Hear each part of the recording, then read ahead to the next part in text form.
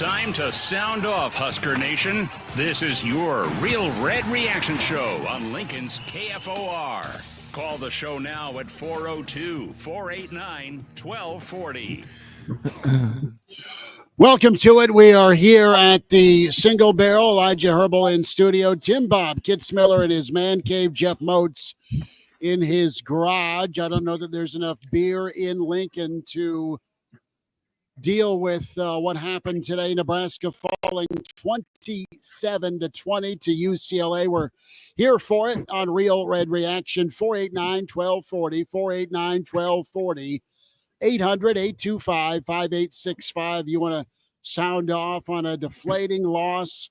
November pain reigns again as Nebraska, a program that's now 1-20 in the month of November, dating back several years. 489-1240, Real Red Reaction, powered by Slim Chickens. 14th and Pine Lake, 84th and Old Shady. I say it a lot, fellas. Eat those feelings with your friends at Slim's. Elijah, you were in the stands. I was up in the press box. Very little juice in the stadium, very little juice defensively. And I think our dear friend and colleague Mark Cranack put it best with the offense, uncoordinated offense, because the offense, problematic, no rhythm. And UCLA came out, just held the football, couple of big drives, couple of long drives, built a 10-0 lead. Nebraska played from behind, never led the ball game. And then UCLA at one point up 27-7. Started the third quarter not good. That pick six for UCLA. The same thing that Indiana did when they dropped a defensive end. Dillon didn't see it. Harburg came in, tried to put his Superman cape on. But Nebraska, some empty trips in the red zone, a 4th and 5 that got Dillon dinged up a little bit. We'll get to your stream comments as well, 489-1240. But, hey, Matt Rule said it best. Did we grow up, or are we a bunch of front runners? And right now this team looks like a bunch of front runners that is still trying to find their way, the lack of urgency. And we talked about energy. UCLA had it coming in. With Nebraska transport that energy from Columbus? The answer is no. This isn't about anything I think that UCLA did today. They didn't do anything that surprised this Nebraska team. This is about a whole bunch of little things that Nebraska did not do well today. They didn't get off the field on third down. They didn't get UCLA off rhythm. And when they did, there was a first down sack of Garbers back in the first half. And then what does UCLA turn around and do late in that first half? They bust off a 20-yard run, pick up the first down. And that's kind of the story of the game, kind of emblematic of what this game was. It was Nebraska not executing a whole bunch of little things in the red zone, on third down, run fits, simply put, in the first half. It was just all about Nebraska not being ready to play this football game. I think you saw it from the jump, from when the team left the tunnel walk to whenever they stepped on the field for the kickoff, and then both the offense and the defense, whenever they each stepped on the field. UCLA was a team that had more energy. They had more self-confidence. I guess you can tip your cap to them, but this isn't about anything UCLA did. Nebraska did a whole bunch of little things wrong today, and they beat themselves. Mozi, what did you see? Well, it was pretty evident early on. I went to social media, and the way that UCLA came out executing on offense, it was clear as day that if they threw the football all over the yard today, they were going to win this game against Nebraska. Nebraska could not – the pass coverage from this Nebraska defense today, I think this is probably the worst I've seen it. And I'm not including the Indiana game from 2 weeks ago. I think this may be one of the worst pass coverages that we've seen from this Husker defense in a while. I mean, it looked like that, UCLA was finding easy pass routes just to get the ball upfield, across midfield. They did such a good job. But what was interesting that UCLA trying to run the football early in the game, Nebraska was able to read up with it. But it's like, well, why doesn't UCLA just go to the air? And they did. They did that quite a bit. And then all of a sudden their ground game, which was coming into the ball game today, it was averaging 64 yards on the ground, which was mind-blowing to know. They busted off 143 today. I know. That's the thing. That's the thing that blows my mind is, this is an offense that on the ground only averaged 64 yards a contest, and they more than doubled that for sure today. But there was just no energy, as you guys alluded to. Didn't seem like there was a lot of pizzazz in offense. The defense seemed like things were out of sorts. And with the pass coverage or the pass protection, the pocket protection with Nebraska, it's almost like they went back to where they were 2 seasons ago. There wasn't protection. The offensive line just fell apart, I thought, throughout much of the game today, especially with how Dylan Raiola at times, when he was able to try to make a throw, he didn't have enough protection or didn't have enough time to get that pass off. And then when we look at Dylan Raiola, let's look at this. I mean, how many times did we see guys? I saw one play in a 4th and 3 situation where Emmett Johnson was open. It was on the left side of the field. He's holding the ball way too long. Exactly. And it's like, if you're looking to throw the home run ball, I mean, don't think about think about getting the ball, advancing it maybe 5 or 6 yards a time to get downfield. But if you're trying to throw the home run ball every time, I mean, you got to stop that. I think that's his problem more than anything else. I think he's trying to look for the bomb more than anything. And then the other thing too with Dylan, him getting banged up, I'm surprised even when Dylan was having his faults through much of the game that we didn't see Heinrich Harburg soon enough. I think Heinrich should have been put in there at some point during the 3rd quarter for sure, maybe in the 2nd quarter, try to get some offense going, but just very lackluster. And now the question looms, and I think a lot of people are forecasting this is going to be another 5-7 finish for this Nebraska team, because the next chance you really got here is probably 3 weeks away with Wisconsin. The bye week, this is a time for you to heal up and maybe work on USC. I don't see that being a cakewalk at all for Nebraska. In fact, I think USC will come away with a victory against Nebraska in 2 weeks out there in LA. Tim Bob, they are just so inconsistent right now. You have an offensive coordinator, it feels like, that is going to catch so much heat tonight and beyond. It doesn't look like he knows what he wants to do. Again, you're into game 9 and there's no identity. There's no bread and butter to go to. Got a text sent to me that Nayor caught a pass in the red zone at the 9. 7 plays later and 3.5 minutes later, Nebraska finally gets in with Dowdell. The urgency on offense. I know the guy came in and said he likes to huddle, but time and situation, Nebraska's tackling not good. UCLA is good for 3 turnovers a game. They were clean there. Nebraska -2 in the turnover department. Run game wasn't consistent. Guys weren't getting open, and Dylan's just holding on to the football either because he can't go somewhere with the football or he's trying to do too much. Well, I'm going to start with this. Eric Bieniemy knew you had a freshman corner out there, and they exploited him early. And Hill came in and I think maybe changed that defense a little bit. But you exploited that freshman early. Charles got burnt several times, and that's NFL play calling, I think, by Bieniemy and execution as well. Now, I'll agree 100%. Dylan's holding the ball too long. The ball's got to come out quick. You can't throw the ball. And I've heard this throughout the year from people sitting in the press box, people who've seen it in the stadium. He's missing receivers early, whether it's down the seam of the tight end. I agree with Jeff that throw on 3rd and 3. I mean, he completed the pass, but Emmett Johnson was wide open out of the backfield. He's not taking what the defense gives him, and he's a freshman quarterback seeing a defense that looked funky to him, that was changing the line of scrimmage. It was changing 2 and 3 times before he snapped the ball. And so I put some criticism on him. Even when he threw the interception, I wasn't watching the game. I had to run the store, but from what I heard on the radio, that the tight end was open down the middle, and he just missed him. So Dylan is a freshman quarterback playing like a freshman quarterback late in the Big Ten. But I don't disagree with you, Chris. The urgency inside the red zone when you're down 2 scores was ridiculous. You've got to go to the line of scrimmage. You got to go have a package and be ready to go. I think, there were several times where you got the offense going, running the football, and then you went back to the passing game. I mean, I was, back in my day, the coach was like, you run the ball, and then you throw it 3 times and you punt. if they didn't stop it, don't stop doing it. So I will criticize the defense for that, the offense for that. But the defense just got out coached, at least that first half. I think they exploited Charles on several plays down the field. No pressure.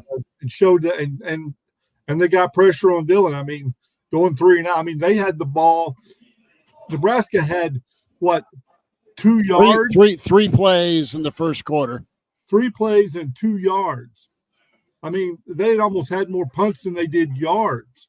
That's just not coming out ready to play. And I think you probably talked to the energy, but I think this is a sad loss and a frustrating loss, and I don't think you can say anything other than the kids didn't come to play. UCLA had more hunger and more energy, and Nebraska thought they could roll their helmets out there and win this one based on the record. Nebraska, they didn't have a coaching staff get them ready to play today. That's where I'm going. Let's go to NU Grandpa. He's on the line.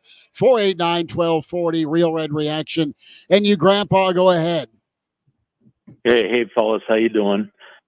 My comment, I get back to a call I made almost preseason to you, Smitty, on your Monday through Friday show, and I was questioning our offensive line, and I said, is this one of these lines that 2 years ago they weren't very good, last year they weren't very good, just because they're there another year at one of the most senior offensive lines in the league? What makes us think they're very good this year? And by Big Ten standards, they're a D if they're lucky. What do you guys think about that? I think experience does not equal excellence. I think you have young guys that have a higher ceiling than some of the older guys that are playing. Maybe they won't. Maybe they don't. I don't know. I mean, the jury's out on a lot of this offense. It's all, working parts together. But you're right. The offensive line, part of the problem, though, is there's not a go-to with this offense. And you, Grandpa, if they run the football and they get a little success with it, they start throwing the damn thing.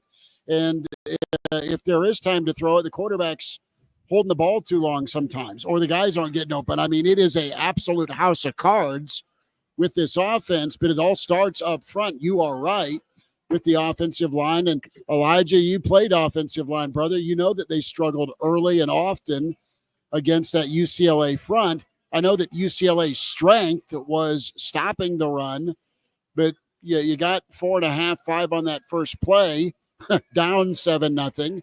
And then you go back to throwing it with, you need balance. You need to be able to do both. Nebraska can do neither right now. And it's just maddening if you're a Nebraska fan right now. Absolutely maddening to lose this ball game. It's not that UCLA isn't talented or has some good players or even had a hell of a schedule. They've got all of the above.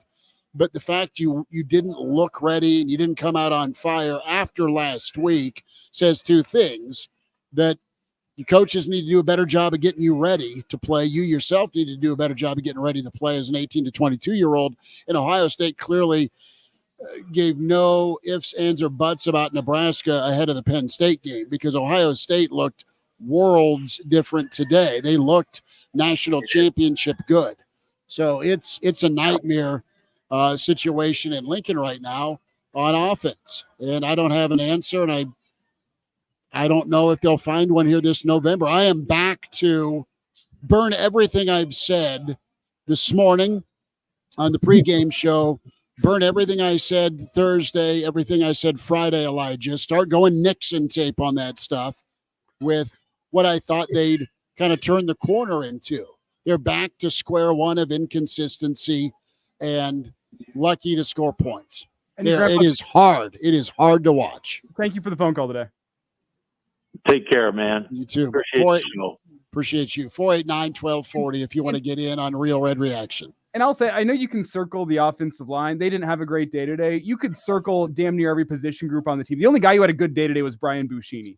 And whenever you're going up against a team where all 22 guys on the field look like they want it more than your team, whenever you're the team that's one game away from bowl eligibility, whenever it's everybody on the field, that's why I look at the coaching staff. The coaching staff did not have that team ready to go, or maybe the leaders in the locker room didn't have that team ready to go. But every guy that took the field for UCLA today looked like they wanted a win today a hell of a lot more than anyone that had an N on their helmet. That's the big problem with me, and that's why I put it squarely on the coaching staff whenever everyone has a bad day. You didn't get those guys ready to play.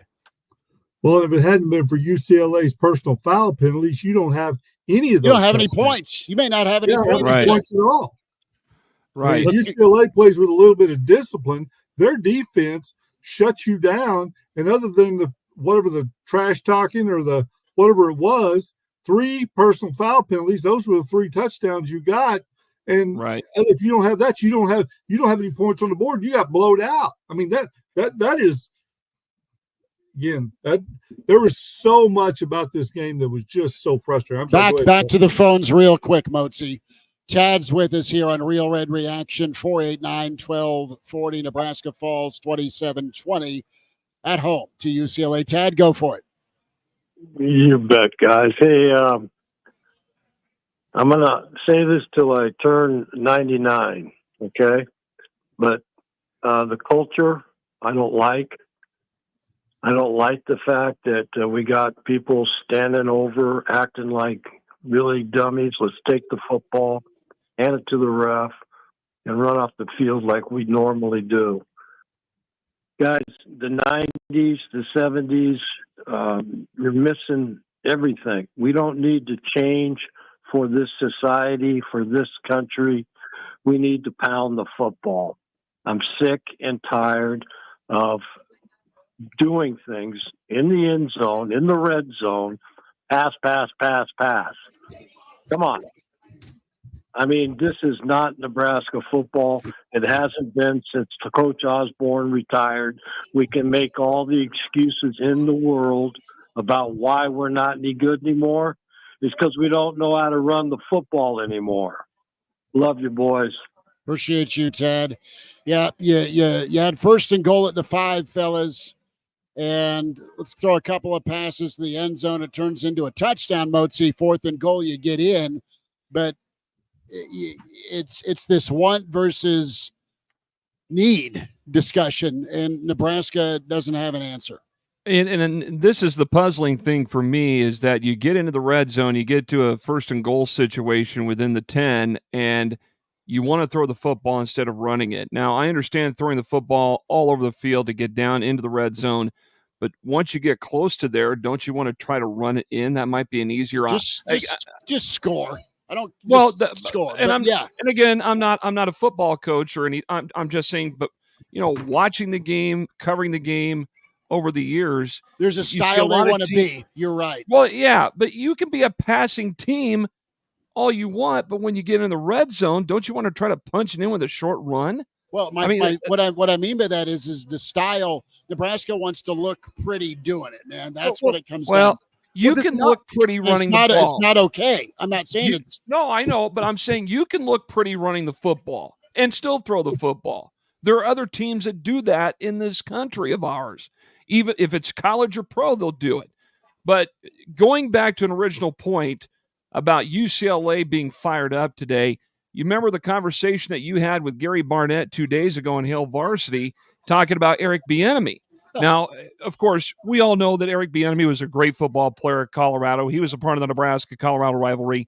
This is one game he circled on his calendar because he wanted to come into Lincoln and make a big splash. I think his offense did it today. I think there was enough motivation for this UCLA. And I was impressed with UCLA today. I really was. They're probably the best, what are they now, 3-5? The best 3-5 football team that I've seen so far this season. They came in well prepared and motivated, and it's all because I think of what Eric Bieniemy was wanting to do. And Gary Barnett alluded to that on Thursday on the show. He says he really wants to come in. He wants to beat Nebraska bad. And look what they did today. Now, yeah, Nebraska only got beat by 7, but I think if back to the point of, the unsportsmanlike conduct penalties that helped Nebraska score those 3 times, it could have been a blowout had that not happened. It to me seemed like a team in UCLA that, let's be honest, Deshaun Foster, they hired scraps because nobody wanted to go to UCLA because UCLA doesn't have an NIL fund like anybody else. They're splitting up their Big Ten payments. No one wants to go to UCLA. They're at a massive disadvantage in the Big Ten. But what did they have today? They had a coaching staff that got their team ready to play and throughout the course of the season has uncovered what their team's identity is. And they call their offense and defense in a way that minimizes their weaknesses, brings their strengths to the forefront. And you compare that to the other sideline. Nebraska has an offensive coordinator, I'll specifically single out the offense, that wants to be something that his team isn't. And he's not calling plays that bring out the best in his players. He doesn't minimize the weaknesses and bring out the strengths. He says, this is my offense. These guys are going to run my offense. And if they can't do it, I guess we're just going to run our head into a brick wall. That's the difference on each sideline. You just nailed it. You have hit it. UCLA, nobody wanted to go there. Deshaun Foster was the scraps that they ended up with. He came Tony in. White, do you want to coach UCLA? I'm good. You know what, Elijah? There's somebody that commented on the chat. It was Game Dog, and he makes a good point. I think this is what the statement was today of this football game. Eric Bieniemy embarrassed Tony White today. Yes. I think that's a very accurate statement. Seriously, well, I think that was the name of the game today.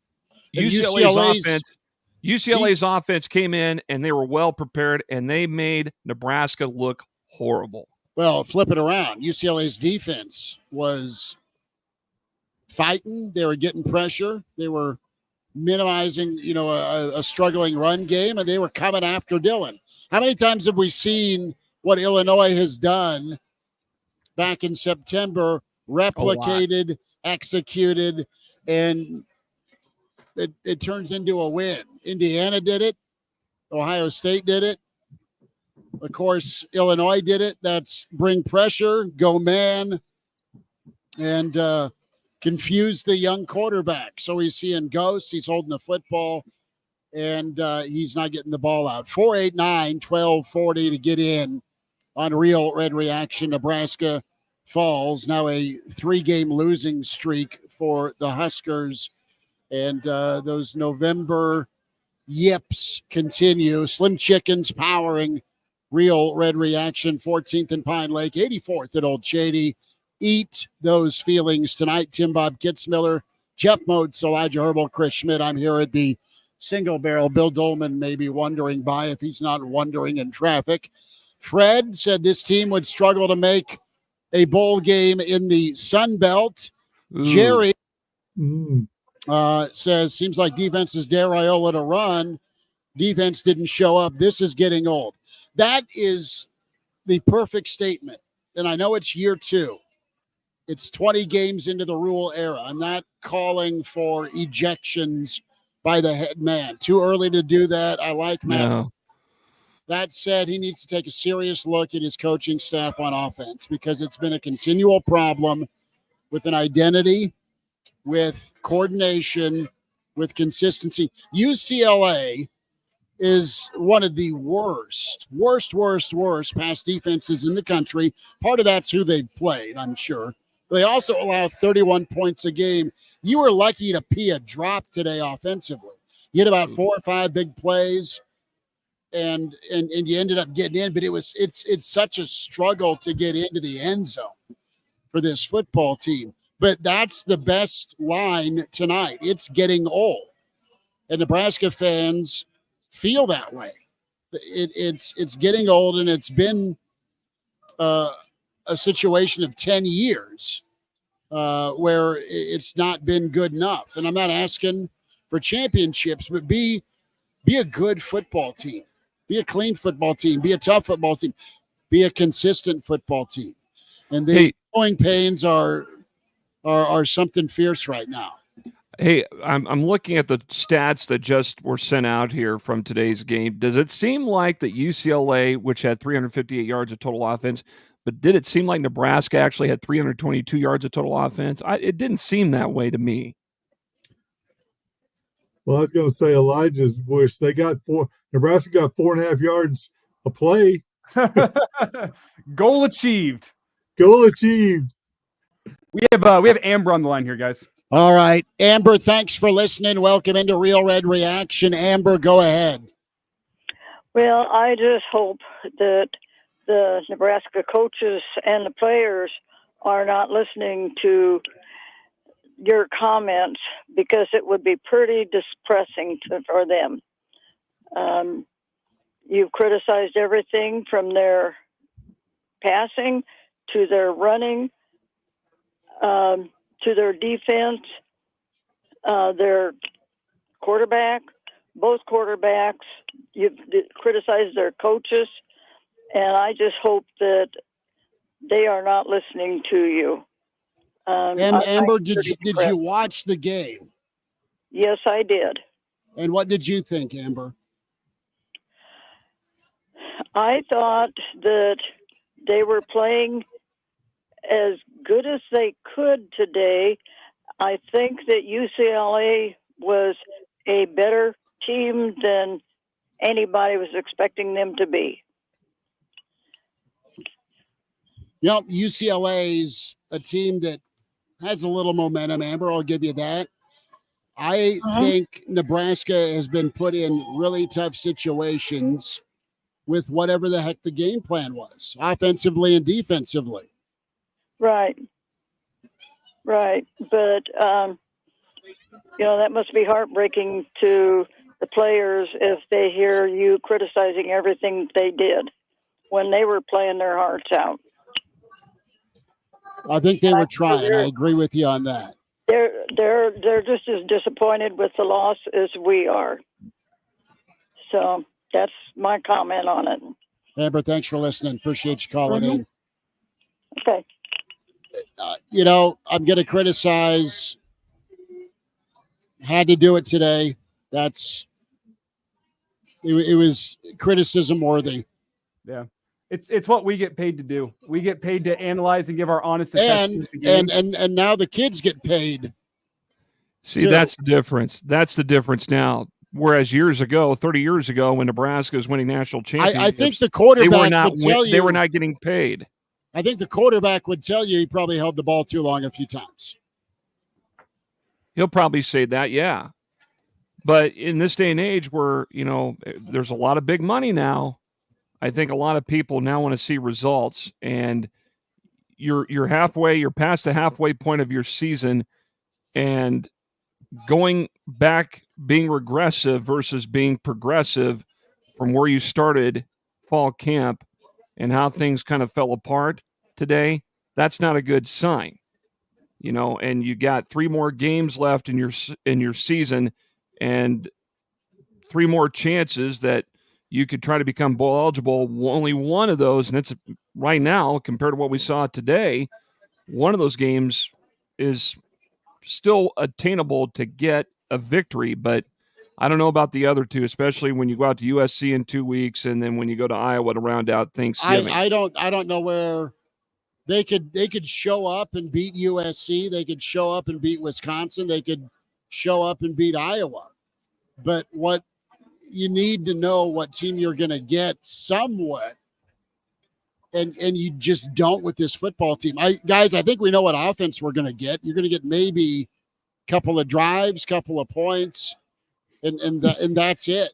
I mean, Brandon Vogel laid it out in his column 2 weeks ago. Nebraska wins football games when the defense plays like a top 5 unit and holds the other team below 14 points. If the other team breaks that 14-point threshold, Nebraska loses football games. That is way too much to put on your defense if your offense is unable to go out and win football games where the other team puts up 20 points, which when you look around the world of college football, there's plenty of teams, I would say the majority of them every single week, that go and put up 20 points. You're putting a lot on your defense to say, hey, you got to hold them below 14 points, because if you don't, we're going to lose this football game.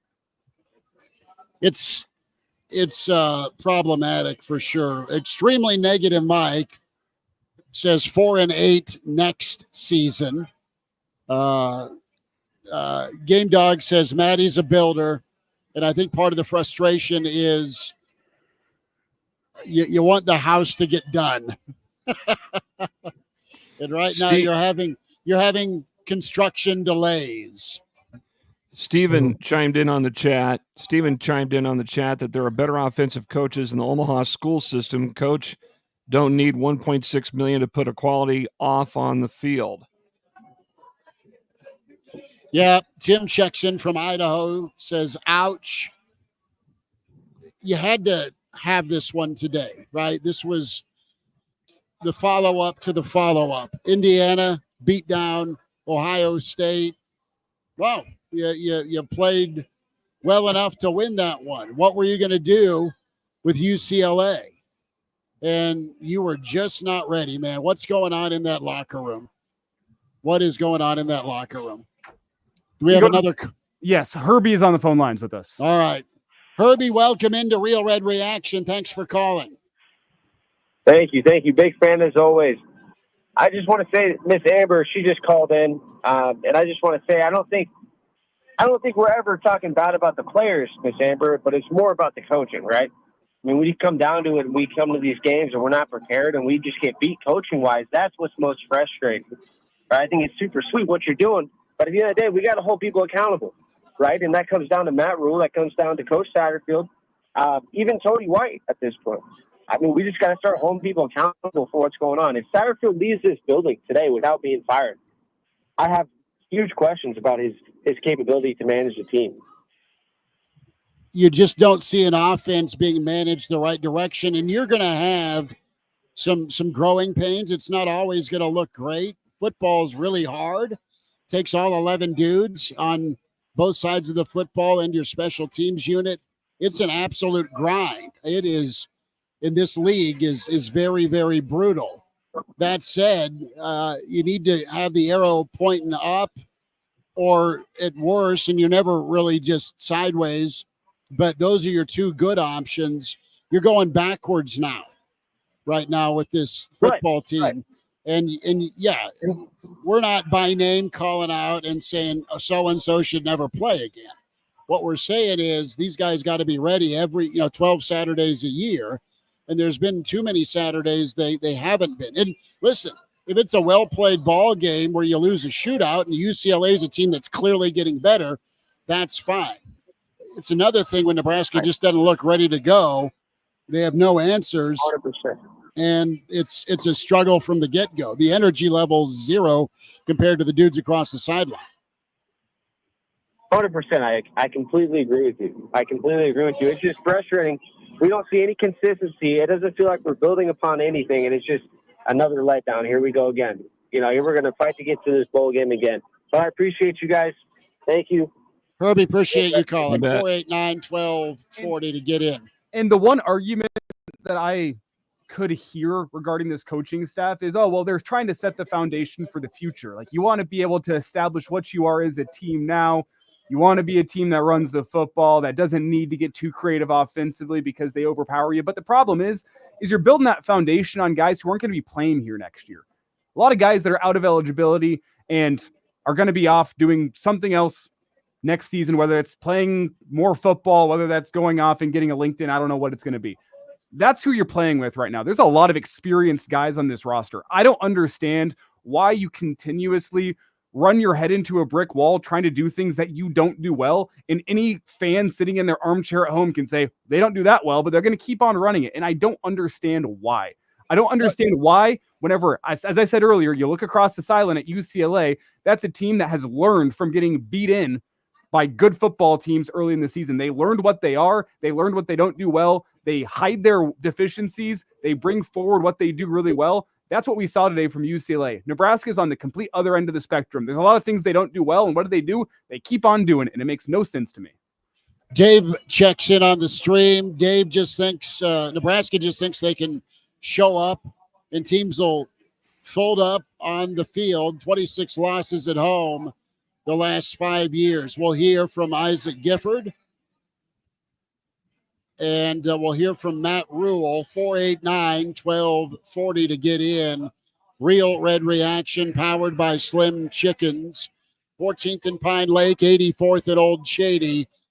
Just a side note, there are 200 whiskey choices down here at the Single Barrel because it might be a whiskey Saturday night. Nolan says, very sad day. Donald says, man, that one hurt. And you've got a lot of bumps and bruises over the years. And I know this is just year 2. under Matt Rule. We'll hear what Coach has to say. Vic is saying, look, I'm not sure how much talking about the game I can take. Chris says consistent like baby bleep. It's just it's just rough. There are family members that come routinely and regularly to Nebraska games. It's a family reunion of sorts. They're hugging it out here. They at least get to see one another. But, man, they expect better. DJ says, I'm here for this. Believe it's best for me and the family that I enter the transfer portal. Jacko says, Rule needs to make some big changes. Otherwise, going to have the same result in 2023. You know, this is tough for Dylan Raiola. The guy tried to grit it out. He got bumped and beat up and smacked around a little bit. But Elijah, Tim, Bob, Jeff, he's seen as this program savior, and he has all sorts of talent. But, man, it is absolutely a baptism by fire as the seasons progressed. And the playbook's out on Nebraska's offense, literally and figuratively. And there's been no counter adjustment to help out your freshman quarterback. And I don't know what they do well, right? They'll put and string a few plays together, but a lot of it depends on the other guys being the other team. How do they show up? Colorado showed up, not ready for the moment. Nebraska was confident and ready to go.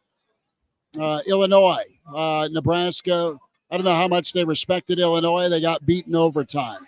They showed up angry and ready to try and right a wrong with that Indiana blowout. Ohio State drilled them. And then how do you come back after a near win against Ohio State? And it was pretty revealing today that this team still has a ton of growing up to do. The coaching staff has a ton of work to do moving forward the rest of this month and learning the league, quite frankly, about getting your guys ready. And the headset part of this is so important in the Big Ten because you're trying to match excellence every week. Every Saturday, you're going up against a staff that's got some dudes on that staff at a headset that's going to game plan their butt off and make it really, really difficult for you if you don't have better players. I mean, I could game plan against this Husker offense. Man coverage, blitz. Yeah, you go man coverage on the outside, either a cover 2 or a cover 1 shell with your 2 high or 1 high safety. You bring 6. It's as simple as that. Teams have been doing against Nebraska with great success all year long, from Illinois to Rutgers to Purdue in the first half did it pretty well. Nebraska, I think, just out-talented that Purdue team, but Purdue had a good game plan in the first half to slow down that Nebraska offense. Illinois, I'm sorry, go ahead, Elijah. Indiana did it. Ohio State did it. And I know Nebraska was close against Ohio State, but that's more credit to the defense than it is the offense. The book has been out on how you stop this Husker offense. Well, it was Illinois that cracked the code. Yeah, and Nebraska's never made an adjustment since then. They have not changed a thing since the Illinois game. They've been very lucky. They were against Purdue. They were against Rutgers. Okay, you got your 5 wins. And since then, it's been a blowout by Indiana. It was a comeback, but a close loss to Ohio State. And then today, you think maybe UCLA, a 2-5 team, may have a little bit of problem with not just the atmosphere, quote, atmosphere at Memorial Stadium, but maybe the weather, adjusting from Southern California to the Midwest at this time of the year, getting adjusted to that. Now they're in a brand new conference. They have to go across the country and get used to the different elements now, instead of just being in the Southwest or along the West Coast playing football. So there's a lot of things, but yeah, Illinois was the first team to crack the code, and they did a terrific job at doing it when that happened. But here's the thing. Now, there's a lot of teams are showing different things and disguising things and changing defenses late. Dylan Raiola is a freshman quarterback, and he's having trouble making the adjustment. Now, I will agree 100% that the players weren't ready to play. Obviously, Bianema came in here and exploited the defense's weakness. But Dylan Raiola is a freshman, playing like a freshman, and not able to make the adjustment. Now, Elijah, you can criticize the quarterbacks, but I see him missing a lot of open receivers. Yep. Yeah, I got to give some love to Gray Lady. She's been on fire tonight. She's been in fuego. She has been. But I think Dylan, as much as anything, is not adjusting. And I'm going to say I'd like to see more of Emmett Johnson. I know Daddell's the guy that they start, but man, when Emmett Johnson's in there, good things happen. I'd like to see more of him. But again, I think Dylan is having a hard time seeing that defense and the adjustments that are happening. And maybe the coaches are making adjustments and Dylan just isn't making the adjustments in his head because they're disguising a lot of things. That UCLA defense, they were standing up. I mean, it looked like the old, what was it? The Idaho, what was the Idaho State, right? They used to have the guys standing up at the line of scrimmage and moving around. It looked like a lot of that type of thing. So maybe the offensive line was confused, but Dylan's not seeing or not taking the open receiver, the back out of the backfield, the quick thing. The ball is not coming out of his hand quick enough. And I don't know if that's coaching or stubbornness. There's a lot of stubbornness with this offense right now. A lot of stubbornness with what they want it to be, what they think it should be, and what they can do and what they can't do. You guys want a fun fact here that has just been texted to me? The last time Nebraska won a home game in November was 4 years ago. The last time they did it with fans in the stands was 2018, Michigan State. So Penn State in the snow game. Bill Dolman is with us. Hey, Schmitty, before we welcome Bill Dolman to the show, can we take a break here? We need to get some in. Is that okay? All right. Stay tuned. The Pride of Fairbury is... that's a good cheese. That's what keeps people hanging around. It's going to get hydrated. More of your phone calls, 489-1240, 800-825-5865. More of your comments in the stream, Hail Varsity YouTube, Real Red Reaction YouTube, and streaming on Twitter with Hail Varsity Radio, KFOR Twitter and Facebook. Tim Bob Kitzmiller, Jeff Moats, Chris Schmidt, Elijah Herbal, the Pride of Fairbury, Bill Dolman. We'll hear from Matt Rule. We'll hear from Isaac Gifford. We'll hear from you. Nebraska can't move forward, and they lose again. Third straight loss for the Big Red. Now 5-4. November pain. We continue on with KFOR, KFORnow.com.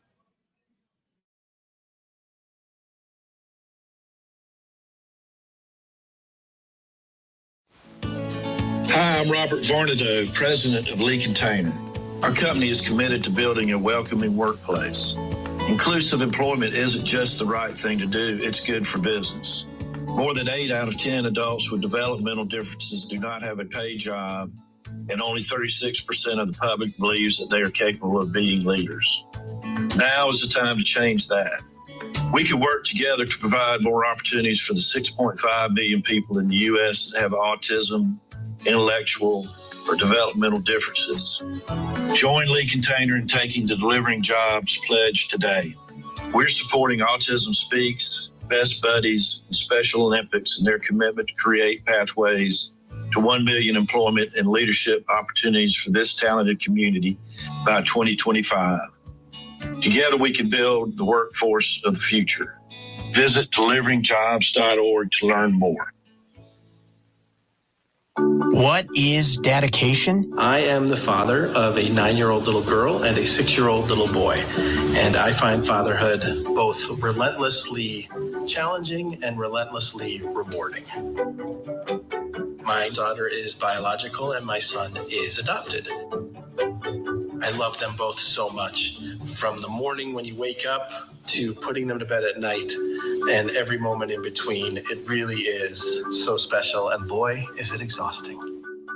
One thing that I fear about being a parent is the future for my children. I think a parent's job is to protect our children, but also prepare them for the world so they become good, kind human beings. But I'm also hopeful that the future holds a more inclusive and compassionate world for them.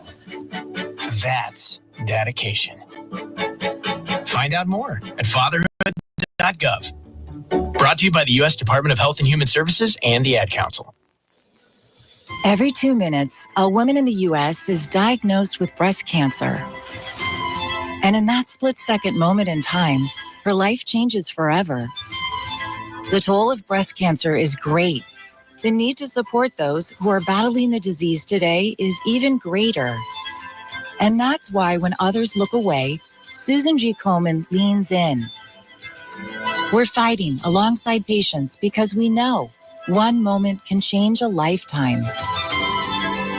Fighting breast cancer takes funding for research to discover the next new treatment, providing access to quality and affordable health care, and people willing to take action by raising funds and raising their voice to advocate for others.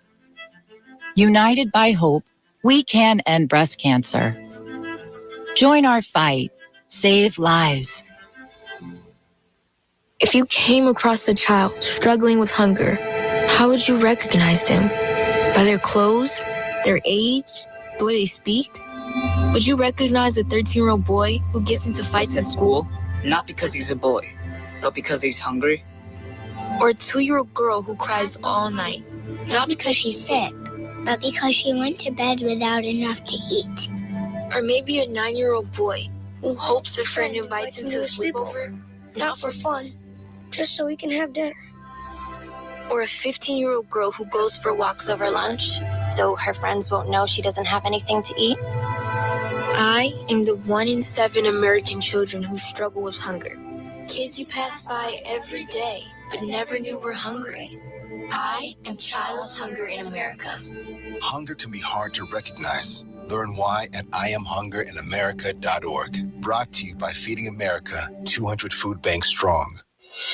Social Security is with you through life's journey from birth to retirement. As your life changes year to year, so do your needs. For over 80 years, Social Security has helped to meet your needs and is committed to improving access to the services that make a difference in your life. Today, you can verify your earnings, estimate your future benefits, apply for retirement, manage your benefits, and even change your address, all from the comfort of your home. Social Security's online services help put you in control with secure access to your information anytime, anywhere, allowing you to spend more time with family, friends, or simply just enjoying the day. Social Security, securing today and tomorrow. See what you can do online.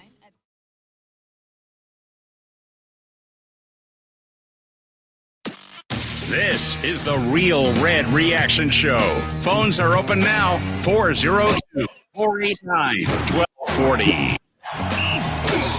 Back here at the Single Barrel, Chris Schmidt, Bill Dolman joins us, Jeff Moats in his man cave, along with Tim Bob Kitzmiller, Elijah Herbal, anchoring things back at our KFOR Now studios. Brian Stitley chimes in.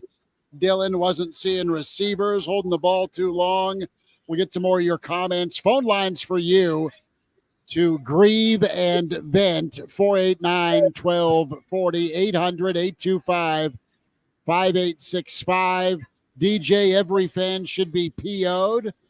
The apologists need to get to the reality that this is not a different team, and a bowl game is a stretch. Bill Dolman, you were in the booth. You saw it. What did you see? And are you surprised? I think it would be best if I just sat here and didn't say anything, if that would be okay. Would that speak? Would that speak volumes? The silence is deafening. Is that the idea? It would speak volumes. You know, I'll admit it.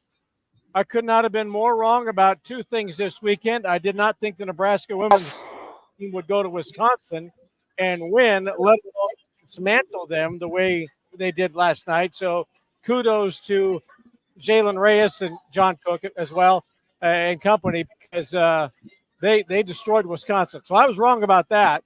And I was also wrong about UCLA being dismantled by the Nebraska football team today, because based on the statistics, and I know they played a pretty tough schedule to this point, but statistically speaking, their quarterback I believe he had more interceptions than touchdowns, or may have been even 9, 8, 8, He 9. looked like John Elway today. He had They've been sacked 20 times, as I recall, and they were -7 in the turnover game coming into this game, averaging 2.5 yards per rush.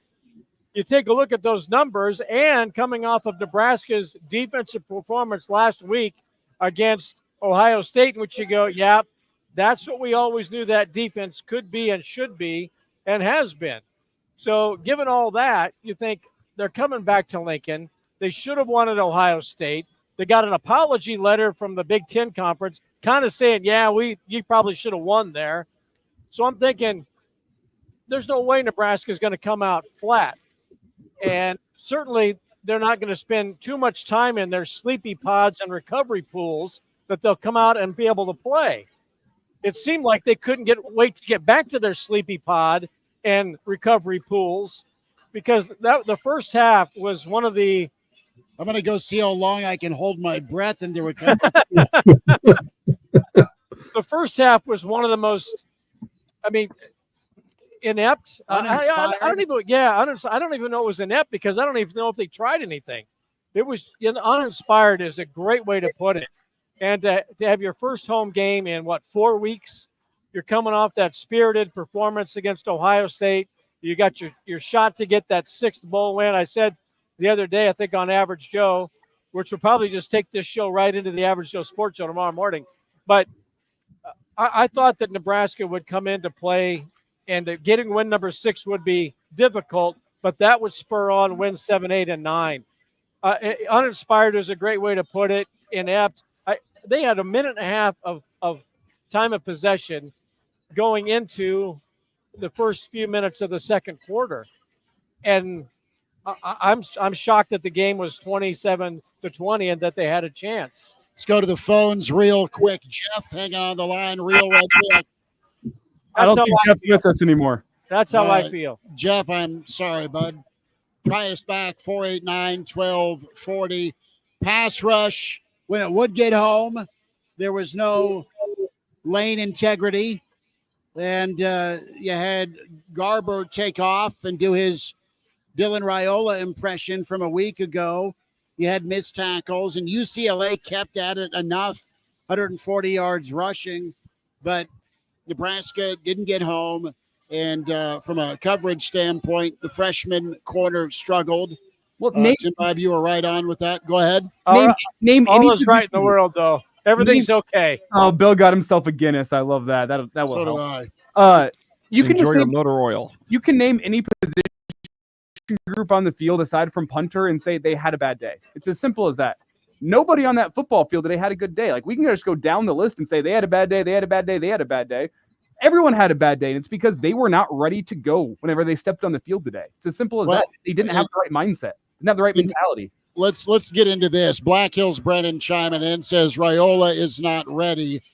And I don't know that you've got guys on staff right now that are ready from a coordinating and coaching standpoint to keep growing him, because he looked good early, got figured out, which is what happens.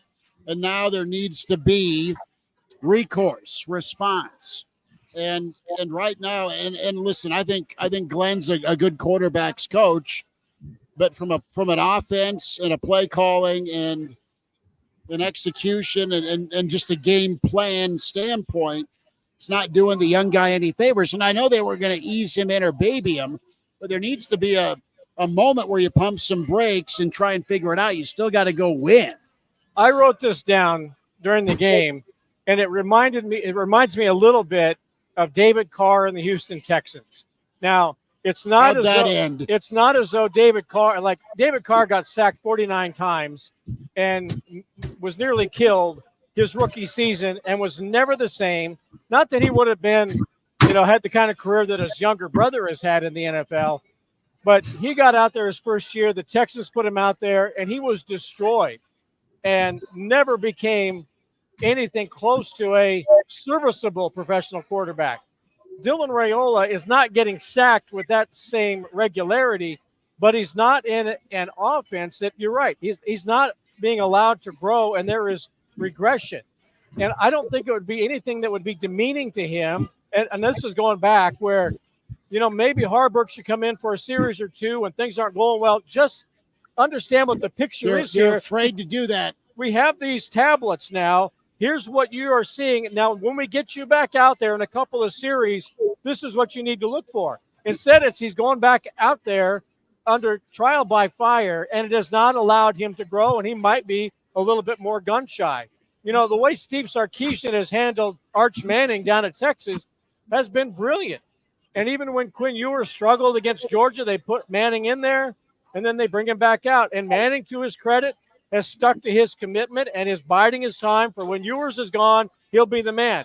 You see it in the NFL when a guy is drafted high, but he's got to sit behind Brett Favre for a couple of years, or Steve Young had to sit behind Joe Montana. And those guys who get acclimated to the NFL, when they start their second or third year, they're really good. We don't have time to wait for 3 years for Dylan Raiola. But to allow Harburg to play, keep him interested, do some things, that allows him to grow within the games and not have to try and learn it on the fly. And they're putting him in a situation where his confidence has to be a little shell-shocked right now.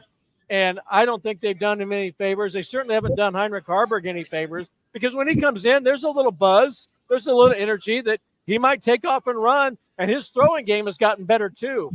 But I think Dylan Raiola has not benefited from the way he's been used, and there is zero creativity to Nebraska's offense. Zero. Look at Illinois, the way they utilize and have some fun and interesting plays. UCLA's offense, I didn't think Eric Bieniemy would be that creative in the college game. Their offense was one of the most fun offenses I've seen all year long. I agree. Nebraska doesn't have that at all. You saw the Penn State game today, the way they used that tight end, the way they used different creativity, even shuffled in two quarterbacks. I mean, there was some creativity that caught the defense off guard and used the play calling in a way that was fun and looked like college football. You could do that with Heinrich Harburg in the same manner. And this table of running backs you've got, there's got to be some creativity in this offense. I agree with Bill 100%. It can't just be run Heinrich out there and throw the throwback pass to Adrian or Dylan and him try to throw the ball. I mean, how many times have we seen that play? It only works so many times during the season. It's almost like he's trying to incorporate everybody as much as possible to be, balanced in a way to where, Heinrich gets out there in the field and gets some playing time. Obviously, he's sticking with Raiola.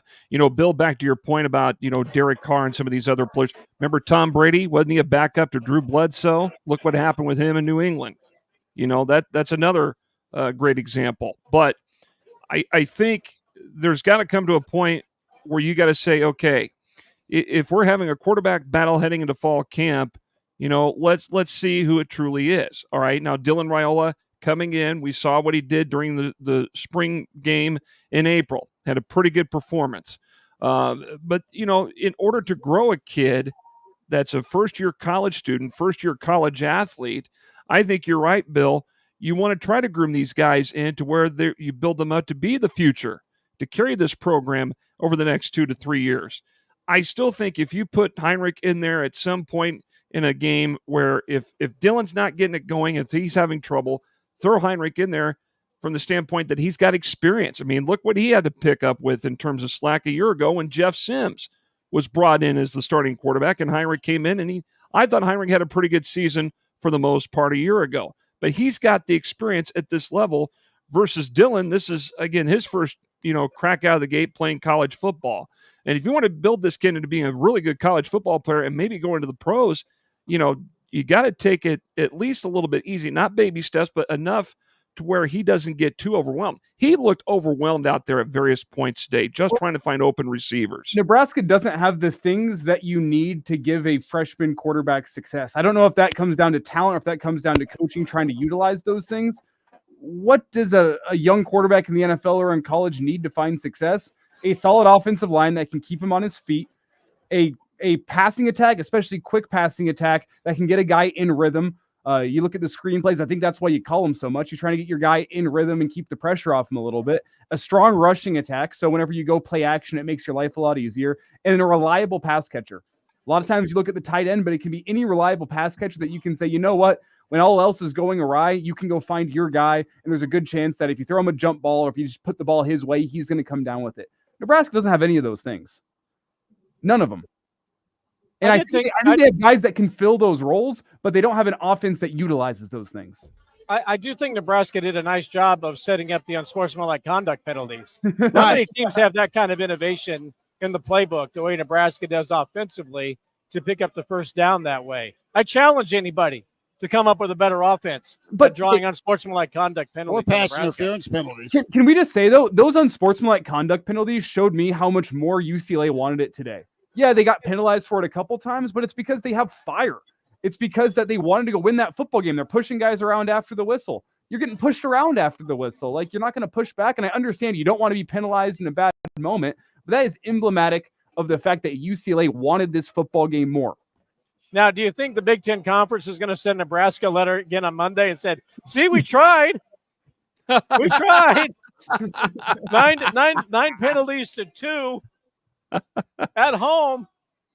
Screenshot that and share it all over social media if that happens. 489-1240 to get in. Real Red Reaction. We are going till 7:30 on the airwaves of KFOR, KFORnow.com. We'll be streaming on Hail Varsity YouTube and Real Red Reaction YouTube. Also, Hail Varsity, KFOR, Facebook and Twitter, Hail Varsity Radio, Twitter as well. And just to put this on your radar, Schmitty, there's so many things we have. I'll just say through my mind with today, with the energy or lack thereof. The crowd pregame was cranked up and fun. Got to the stadium and it was not as. There was no revelry, right? There was no anticipation or excitement. I'm not piling on the fans. You're awesome. You've been doing this for 1,000 years. But it's like the players needed a boost because they didn't have it themselves. And we've listen, we know that it's almost like Seabiscuit, right? It took him getting or coming from behind to pull even with the horse to then power forward. If the defense doesn't start out on fire, period, that's your tell. If the defense isn't on fire from the get-go, it's going to be a loss because the offense isn't trustworthy. Mitch Sherman had a great story about trust following the Ohio State game, and I thought this was the moment where, all right, the way they bounced back against that team who clearly didn't care or prep for him, watching the Ohio State game today, I am back to I'm out of the circle of trust with this football team. The defense has done a lot the last year and a half. The offense, you get a 5-star toy, you get a guy like Barney, but they are just forcing things versus focusing on what they can be good at and do. They just need to drill down.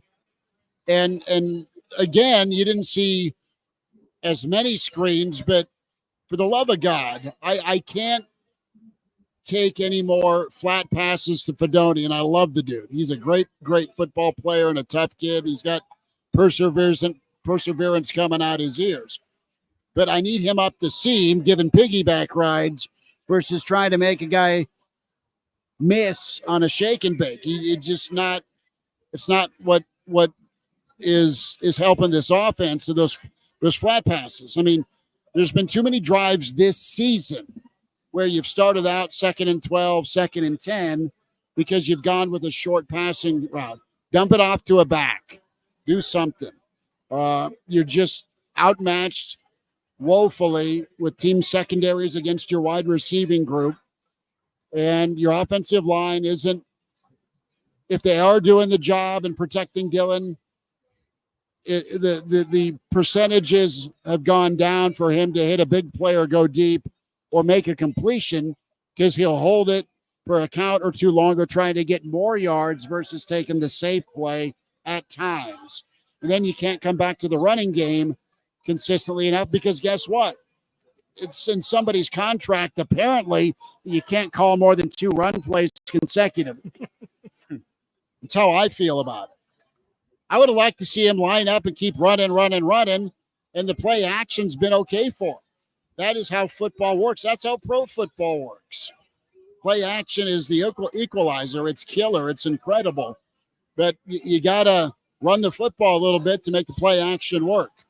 489-1240 to get in. Well, first of all, Seabiscuit knew that the Stud Bowl was on the line and raced like it and was motivated. He came to race because he had a goal in mind and went to the whip. Quick order of business here, just to let you guys know. We have about 25 minutes left in the show here. Some people pay for the whip, and others just get hit by it, Indiana Jones style. And right now, poor Nebraska fans are just getting hit with Indiana Jones's whip. Tim Bob, you're wanting to leave. Right now, you're turning pink.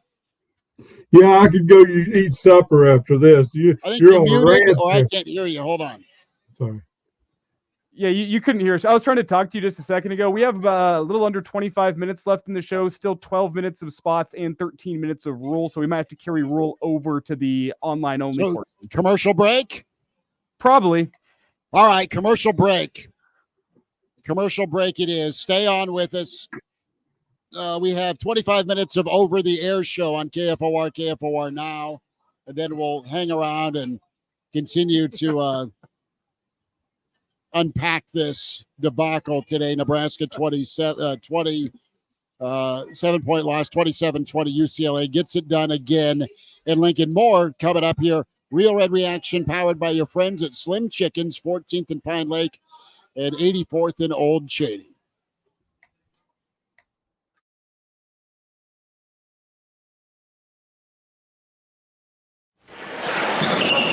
This may sound like a typical high school basketball game being played on a Friday night in Nebraska. In fact, it's a crash course in cooperation and teamwork. It's a test of dedication, determination, and drive. It's character development in action. If you think high school sports are only about competition, think about this. High school sports can play a critical role in a student's overall education. In fact, studies show that students who participate in school sports are more likely to enjoy greater levels of achievement in their academic lives. At the same time, playing sports helps teach lessons not covered in the classroom. Lessons like tolerance, respect for the rules, and the importance of supporting your community. High school sports, a winning part of a complete education. This message presented by the Nebraska School Activities Association and the Nebraska State Interscholastic Athletic Administrators Association. Hello, I'm Jose Hernandez, and I have been using a wheelchair since my accident in 1995. My name is Andrea Dalzal, and I've been using a wheelchair since I was 5 years old.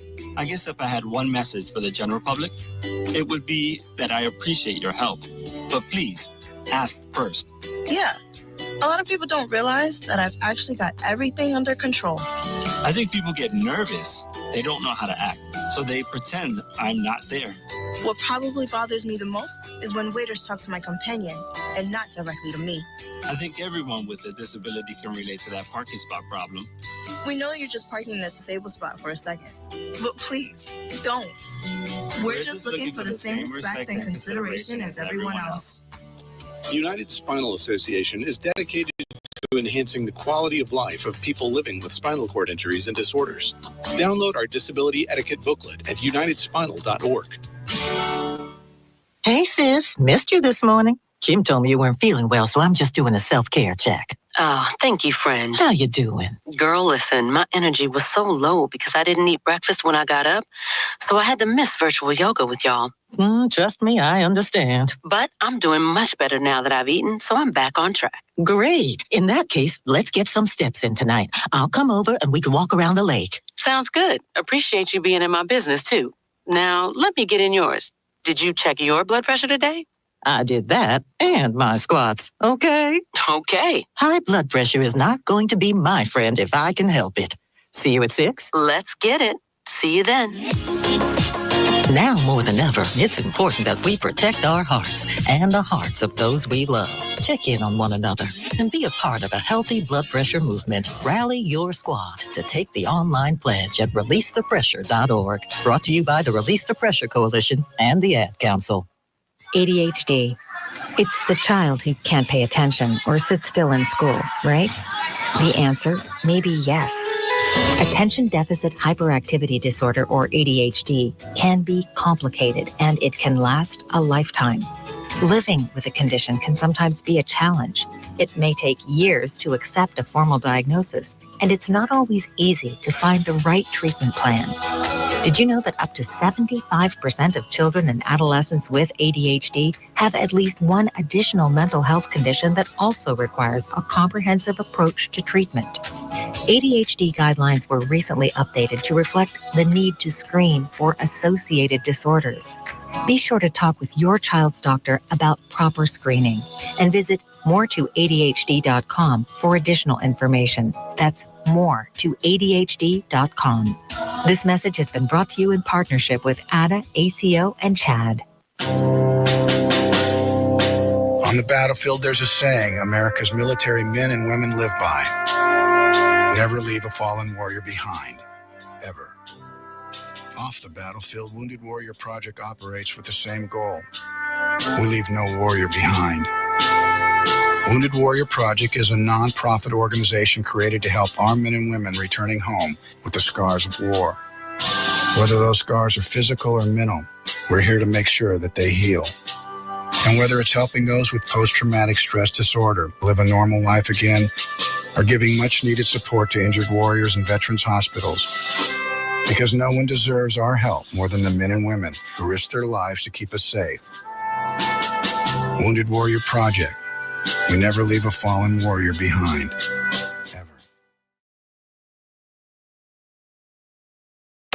Get your thoughts on now. The Real Red Reaction Show is unfiltered at KFOR. Back here, Real Red Reaction continues on. 489-1240. Chris Schmidt, Elijah Herbal, Bill Dolman, Tim Bob Kitzmiller, Jeff Moats. We've got about 15 minutes more for you on KFOR, KFORnow.com. And then we'll stick around. Some of us can anyways. On the stream, Hail Varsity YouTube and Real Red Reaction YouTube. Football fan, how's the basketball team looking this season? You got to have a program, that's for sure. Well, there's things that need to be figured out. Nebraska has a lot of figuring out to do. Matt says, cheers, gentlemen. The beer is still good red. TN asks, what's being built? And this is going to be, I've been proponent, defender, and I still am bought in to Matt Rule. All that being said, and we'll hear from him here in a little bit, he's the first to tell you that it's not good enough today. And we've talked with Coach Barnett a lot, and he has always said over the years that year 2 is the toughest. And there are some issues going on. Readiness. How many times has this team not looked ready to come out and play? The league is very for real, and it got much tougher, all right, with the additions.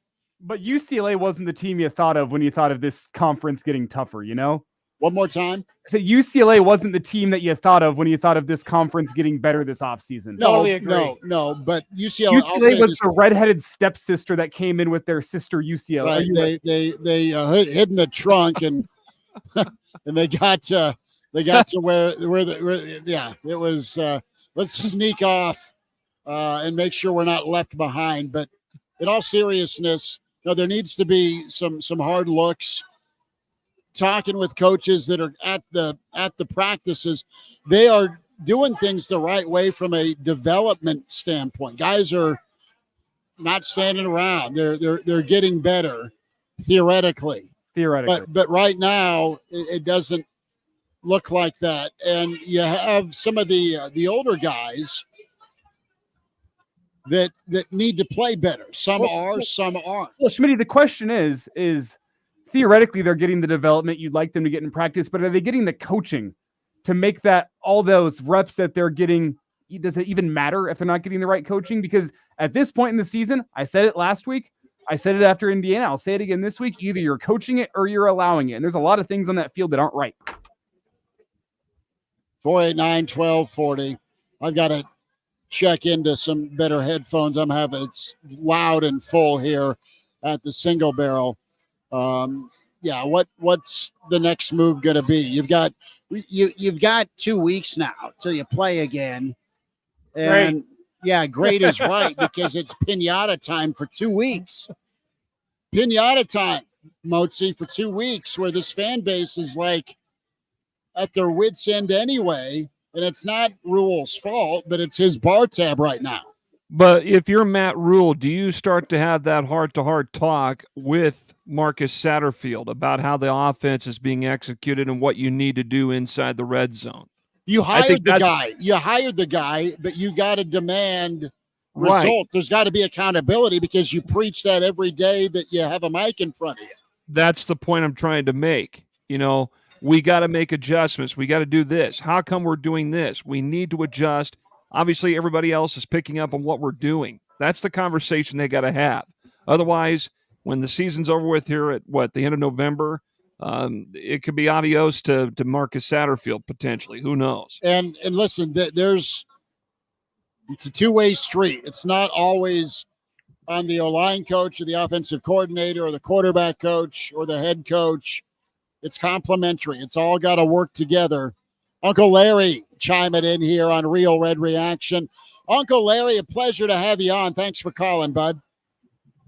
Yeah, thanks for taking my call. This is the first time I think I've ever called into a show, but I'm there every day for you on Hail Varsity, and I just want to say everybody is doing their job. I really do believe it, and we just continue to get the same outcome.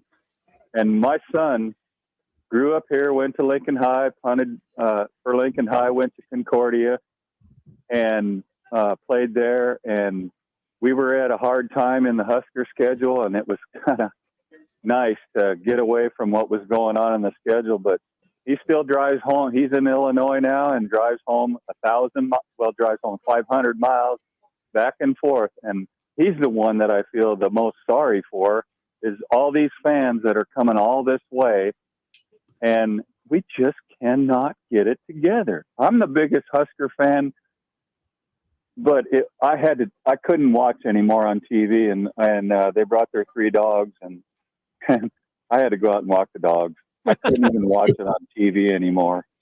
And it's just, I don't know what we have to do. Larry, it's accelerated, man, because it's another year, it's another season, it's another game, it's another team, it's another head coach. Mm-hmm. All that being said, there's an accumulation for you as a fan, been going through this for several years, not just under the Rule era. Yeah, definitely. And then this guy that came in with the UCLA team, he's only been this is his first year, and it's like, damn it.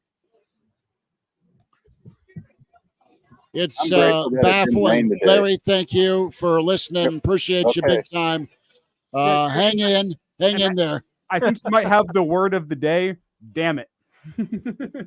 Well, and it's not what was said, it's how it was said. It was so perfect. I think there might have been a few more that might have embellished a little bit more on how to say that. Yeah.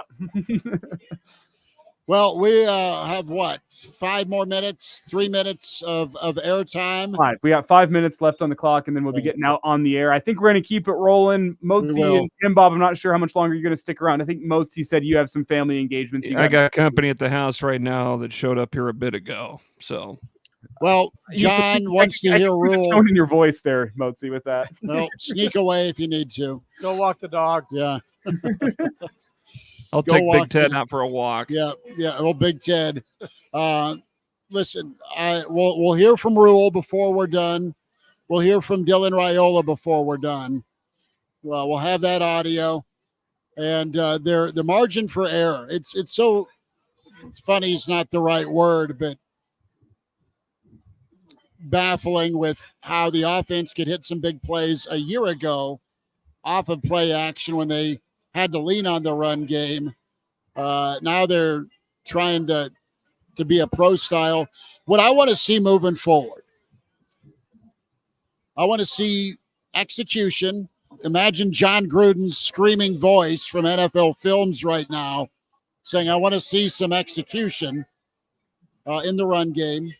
And I want to see Nebraska maybe mix it up and go a little hurry up on offense from a rhythm standpoint.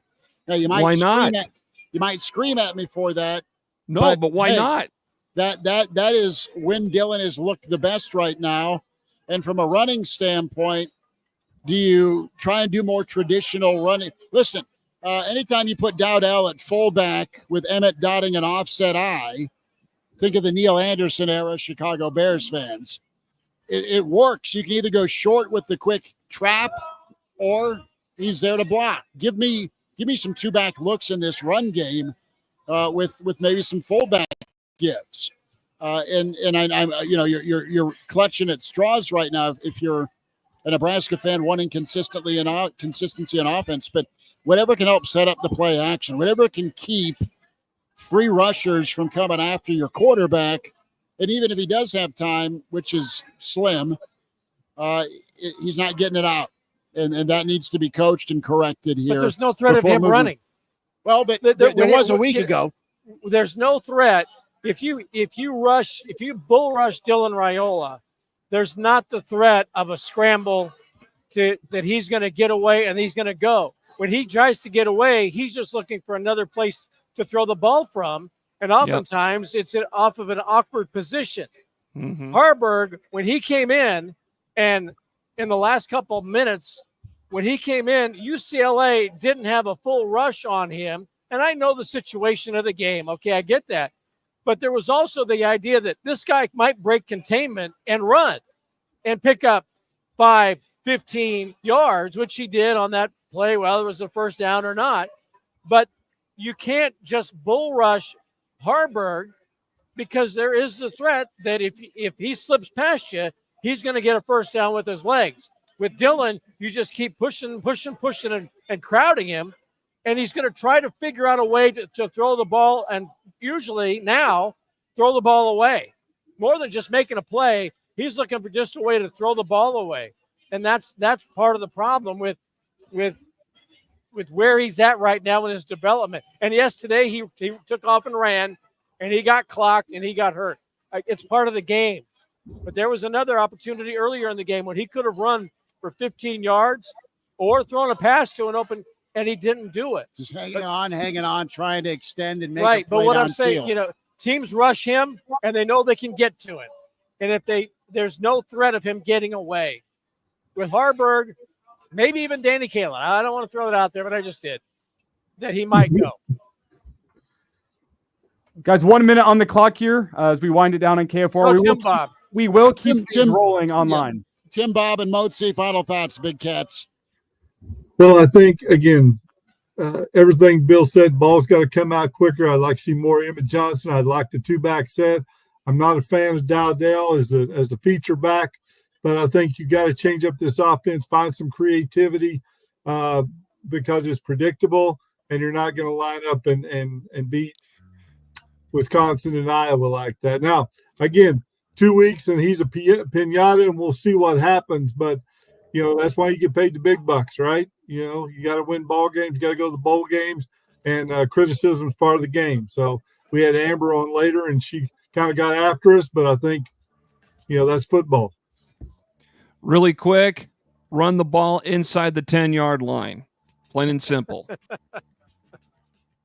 There you Keep go. working on that downfield block. And Motzi, thank you much. See you, fellas. See you. I'm going to go eat supper, I think. All right. You eat some supper. I love it. All right. Appreciate it. Thank you. We can still take, that's scary, 489-12. We can still take calls. Yeah. Correct? We are off the air on KFOR. Yes. But we can continue taking calls. Not live on radio, but we are streaming to you. Hail Varsity YouTube, Real Red Reaction YouTube. Captain says Raiola came here wanting to be the man, and I think he has that ability to be the man, but you can't go 1 on 11. And there's just, I'll be honest, man, I wasn't expecting, maybe I'm just an idiot, but I wasn't expecting this regression, this level of growing pains late in the year versus early in the year. I mean, I know the schedule's the schedule, but I shouldn't be surprised with just what a mess the offense is that he's looked worse and not been the same since Illinois. It speaks to poor coaching, right? It does. Absolutely it does. And it's their job to, here's the reality. Okay. You've got the first family in Nebraska football that said no to Georgia, that said no to Ohio State. You got a bunch of other kids you got in the recruiting class that you've, on defensively especially, you've done well with, right? They played well as freshmen. You've seen guys continue to get roles and stay engaged. But Nebraska has their chance right now to showcase and win, do both at the same time with this quarterback, with this 5-star, get elite talent in, and then show that you can coach elite talent. And it's faltering right now. And you have a chance right now to use him as a winner and as an advertisement, and it's a bad message right now what you're putting out on airwaves, aside from whatever you found against a disinterested Ohio State team last week. And that sounds mean to this Nebraska crew because they came in, wanted to fight, and put a good game plan together a week ago. They played their ass off, and they deserve credit for that. All that being said, you can't keep doing this steps forward, steps back, and look absolutely like he didn't practice all week. That's the reality right now. You got to keep a guy still wanting to play ball here. And in this era of portal, you need to win quicker to keep people around. Yeah, well, this is a money era. You know, it's money balled in a certain way. And when you're making money, whether you're a coach or you're a player, you're open yourselves to criticism, right? And especially when people are paying $80 to $800 for a ticket to go watch you play. And I said this a couple of weeks ago. When it does get rolling, get going, win. And when it does go wrong, as it did today and the last couple of times, the people in that palace cannot be looking at Nebraska fans and saying, well, if you can't be with us later if you're not with us now. Nebraska fans have always been with you. You have celebrated a 400th consecutive sellout. They continue to come. I don't care if that number was written in pencil or if it's a legit 400, right? The fact that people buy tickets and don't show up, that's not having to do with the sellout. But Nebraska fans continue to show up. They continue to listen to shows like this, and there are many of them on the air right now. Thank you for joining us. But people have always been with you. And I can just hear those who come in from the outside say, well, if you're not with us now, you can't be with us later. Nebraska fans have never left. And there's a certain expectation in the way that you play, especially when 7 of those 12 games are in Lincoln where people are spending money to come in when they don't even have to now. Every game is on TV. They don't have to do it like they did back in the 60s and 70s and into the 80s where you were on once or twice and that was it. But people still come because they are still with you. But you cannot come out of your sleep pod and your recovery pool and your 5-star restaurant and say, well, you know what? We're building toward it. Some of those guys, and this was, I think, more so late before, not really now. But I think we had some players in the past when they got here and all the bells and whistles that Nebraska was affording them, that was good enough because they probably knew they're never going to go to the NFL. But damn it, what I got at Nebraska is better than anything I'm going to get at any other school. So I'm just going to come here and enjoy all the accoutrements of home without really putting forth the effort at home. I don't know how you can take to the field for the first time in a month at Memorial Stadium and have a first half like that. Maybe UCLA had a great game plan, yes, but to not get on the field and just put it all out there, or coach a game where you're going, this looks like Fairbury Junior High, dive left, dive right, button hook with the tight end. I'd take a button hook. At least it's vertical. But it just Nebraska fans who pay the money and now watch people who are making a hell of a lot more money play the game than what they do. They deserve to be upset, and you better not let them get apathetic. Randy makes me laugh. Randy says USC is going to pull the belt out. USC is going to pull the belt out. Well, USC is getting beat right now. I know. So that's good. But they'll pass it on. Steven's been on hold. Steven, thanks for listening, man. Thanks for giving us a shout here on Real Red Reaction. Floor is yours, Big Cat. Go ahead. Thank you. Thank you. I'll tell you what's most frustrating is the lack of a plan. You know, you're moving the ball, you're second and goal from the 5, you know, and then you just stop trying to run the ball. It's pass, and no points. You know, I'm looking, I've got Iowa and Wisconsin on, and we all hope that Daddy Ferentz kept Baby Ferentz around because their offense was so bad. Mm-hmm. Nebraska should look at Iowa as a case history for what's going on here. They cannot continue with Satterfield. If you're a great, talented offensive player, who wants to play in this system? And it's just, if something doesn't change, Bill's hit it on the head. People are become apathetic because, you know, we're fed up. We know what football is. We have better coaches in Omaha than what Nebraska has, and they're paying millions and millions of dollars to. So, Steven, you appreciate it, man, and you nailed it with the plan part. Elijah, do we have Rule queued up? Ready to go whenever you are. All right, let's hear from Matt Rule and hear how and what happened today. Nebraska loses to UCLA 27-20. Matt Rule. All right. Well, obviously, congratulations to UCLA. They came in here with a great plan. I think Deshaun's doing a great job. Coach Bieniemy, the OC, doing a lot of really good things. And Garbers, the quarterback, came in the game hot, hurt us with his feet and his arm. So we're obviously disappointed. That was a tremendous missed opportunity for us. A game that we had every opportunity to win. Even when we got back down, we clawed back in it, chance at the end, and didn't make the plays that you need to make. So credit to them. I'm sure you guys have lots of questions. I'm happy to answer them all.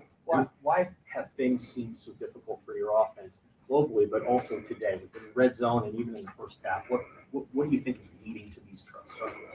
I think they did a good job early on of coming out and just all out maxing. Like they were literally bringing 4 guys in the B gaps and bringing the free safety behind.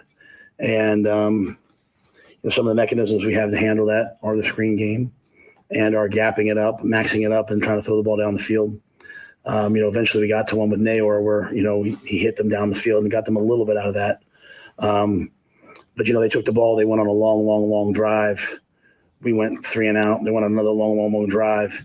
And we had seen that against Rutgers. We had seen that, that's kind of how they play early on in the first half. Rutgers only had 3 possessions. We were able to hit the big play, make it a 7-0 game.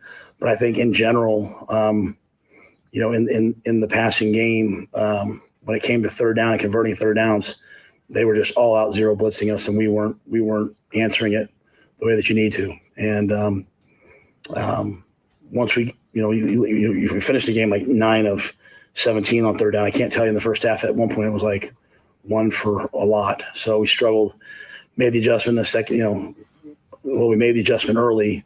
We got it, kind of finally taken care of in the second half, and we're able to stay on the field more. Then, down in the red zone,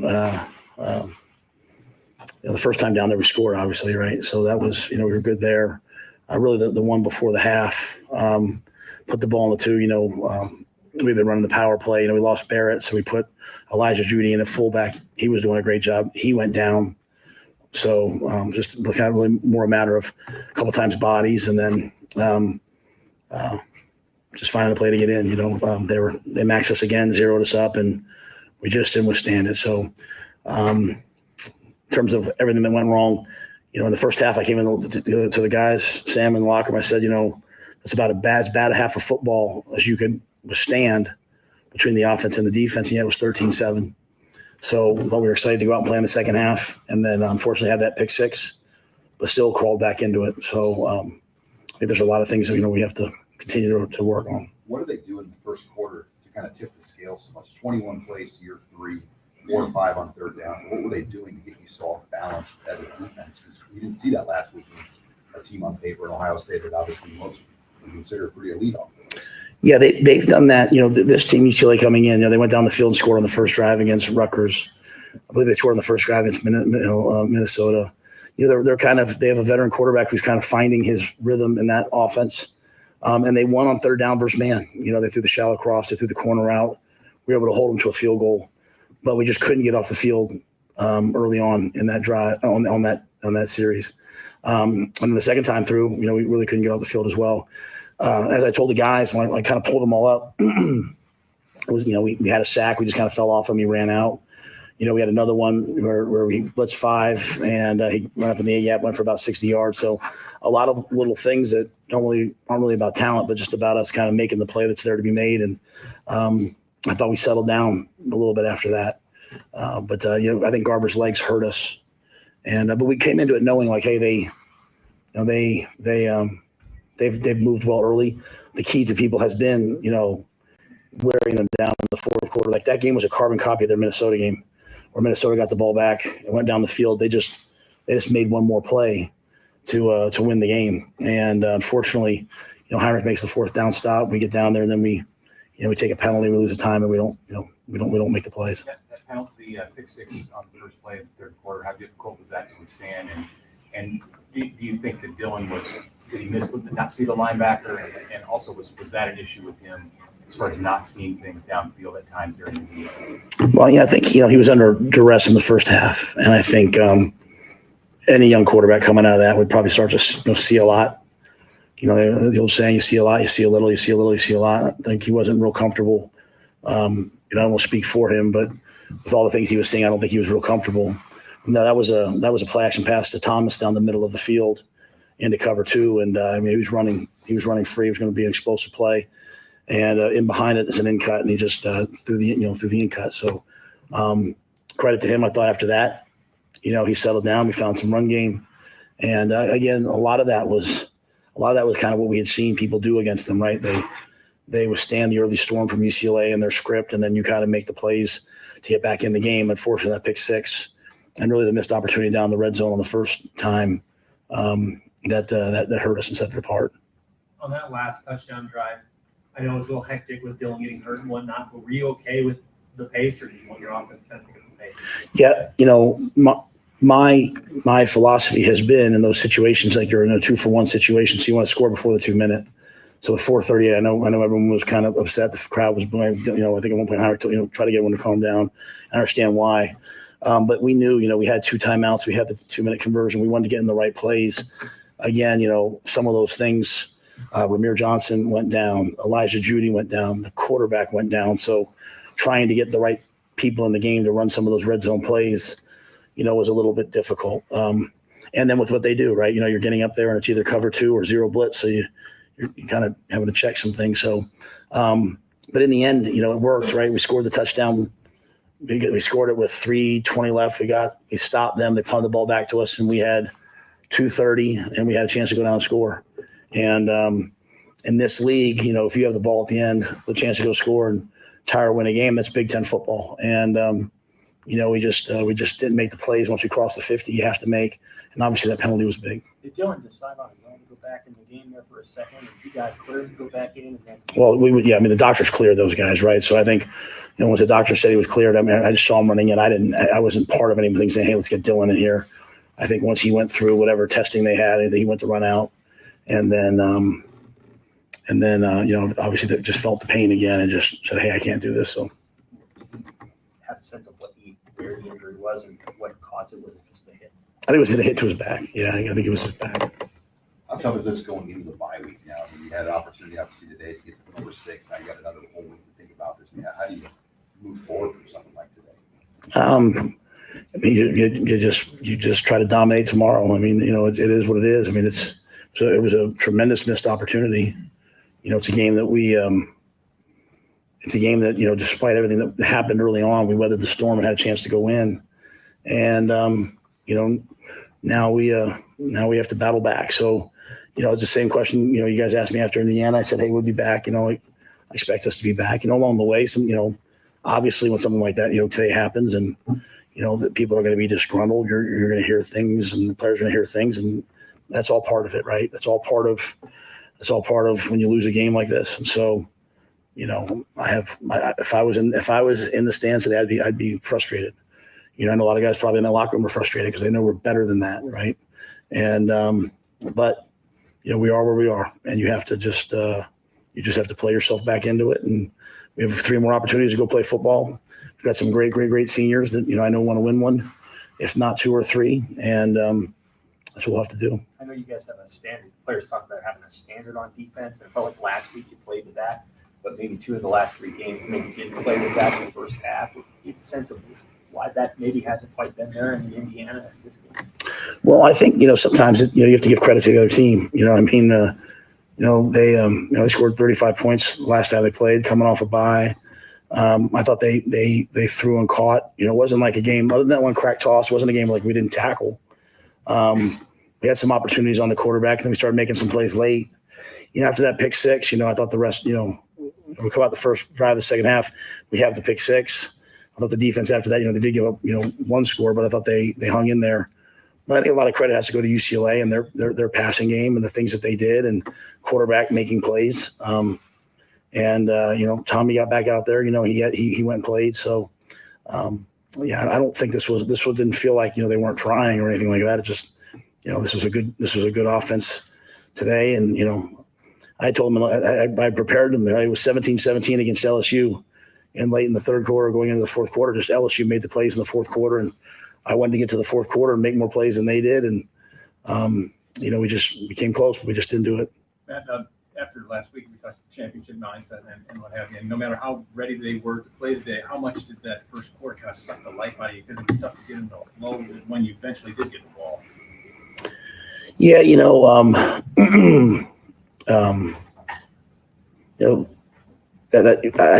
just don't want to say that because I don't feel like I'm making an excuse. Like there's the blocks, the plays, like they just weren't good enough. Like we just didn't do enough good plays. Like when a guy made a play, like Jacory made that amazing catch, right? Nayor makes that amazing catch. Dante had some good runs. All of a sudden, now that leads to points. When you don't do those things, you're not going to score. And so, I thought credit to UCLA. They made some more plays than we did, and I don't want to make any excuses about, hey, we didn't have the ball or anything like that. At the end of the day, we had our opportunities, and even going down to the very end of the 2-minute, we didn't quite execute, getting out of bounds and lining up correctly. It's hard to win the Big Ten if you're not going to line up correctly in 2 minutes, So, and it's not just about that one play. There's lots of plays you go back through the day. So, all you can do if you're me and our players is just go back to work and just keep grinding and try to get a little bit better at it. You mentioned getting to the fourth quarter and making more plays. What kind of thought do you give about the way that you started games the last 3 times out? Obviously, the defense played well last game at the start, but offensively, the last couple of teams, even in Indiana, it hasn't been coming out with your hair on fire at the beginning of the game. No doubt. Correlation there. Yeah, I think a lot of that, again, goes back to third down. the football coach in me wants to say one thing, but I never want to come across as an excuse. You're playing these teams coming off buys, and they're doing different things against you, right? They've studied you for 2 weeks, and they studied themselves, and they're coming out and they're throwing something new at you. And I think you get a series in, you kind of settle everyone down. But we have. I mean, this wasn't good enough. You have to play better than this. You have to come out and you have to make plays, and you can't ease your way into it. And Corey made a couple of big plays that really allowed us to move the ball down the field. But we've got to do more early. But with that being said, we've crawled our way back into it. But there's a lot of areas, obviously, Mitch, that need to be better to have a chance to win these games. Given Dylan, now you get a bye week. How much energy do you put into getting him right, but simultaneously now you got to think about another quarterback behind Heinrich. Do you know off the top of your head who that person is? Oh yeah, it'd be Dan. I mean, if something would have happened tonight, Danny would have gone in there and played. We get 4 quarterbacks ready. Danny and Jalen, they're always ready to go. And for really a difficult situation to be thrust into, Heinrich, he made enough plays to have a chance. Now, they were in cover 2 and not rushing. So when we held up in the rush, he was able to push the ball down the field. But yeah, no, I think Danny, if Danny's called upon, we expect Danny to go play well. All right, thanks, guys. Matt Rule, that was Matt Rule. This is Real Red Reaction. Chris Schmidt, Elijah Herbal, Bill Dolman. Bill and I at the Single Barrel Elijah in studio. We're streaming to you on Hail Varsity YouTube, Real Red Reaction YouTube, Hail Varsity Twitter, Hail Varsity Radio Twitter, KFOR Facebook and Twitter. You can take your calls at 489-1240, 800-825-5865. And you heard Matt Rule right there. You can't ease into it. Sticks out to me. The bye week is something he mentioned, but what is, and this is pretty far into his era for me to be asking this, but it's, what does it look like Monday through Thursday with the preparation guys, and then the accountability? What the hell's the plan going in? And you're not going to win them all. I get that. If you're a top half team in the Big Ten, that's okay most years, and then load up for a run at being a top 4 and a playoff team. You've got some bits and pieces recruiting wise. You've got a talented quarterback. You've got a veteran defense that carried you last year and has carried you at times this year. And at what point do you just start? And it's not panic. You're game 9 now. At what point this year do you start planning for year 3 with your personnel? And Rule had a point in time at Temple and at Baylor. He went young. And if some of your young guys that are being given opportunities this year aren't getting it done, then you need to go on. You need to find a way to win 1 or 2 more ball games, period. Because the morale is slipping away if it's not gone after this. And Nebraska fans live and die with a lot of the results, but most importantly, Nebraska fans live and die with what it looked like. And it's looked awful for 3 of the last 4 weeks. It's been bad football to watch against a Rutgers. It's against a Purdue. And it's been bad offense to watch with a 5-star quarterback. Well, and you feel for him. It's been 3 of the last 4 weeks where why isn't the team showing up to play? What? Yeah, why? What's the reason? You're in year 2. That should be the bare minimum. The team coming out and looking like they want to be on the football field, like they're excited to play a game that you only get to do 12 times a year, because Lord knows it's no guarantee they're going to make a bowl game. I would say 13, but at Nebraska right now, you're playing 12 games a year against and you're getting paid for it.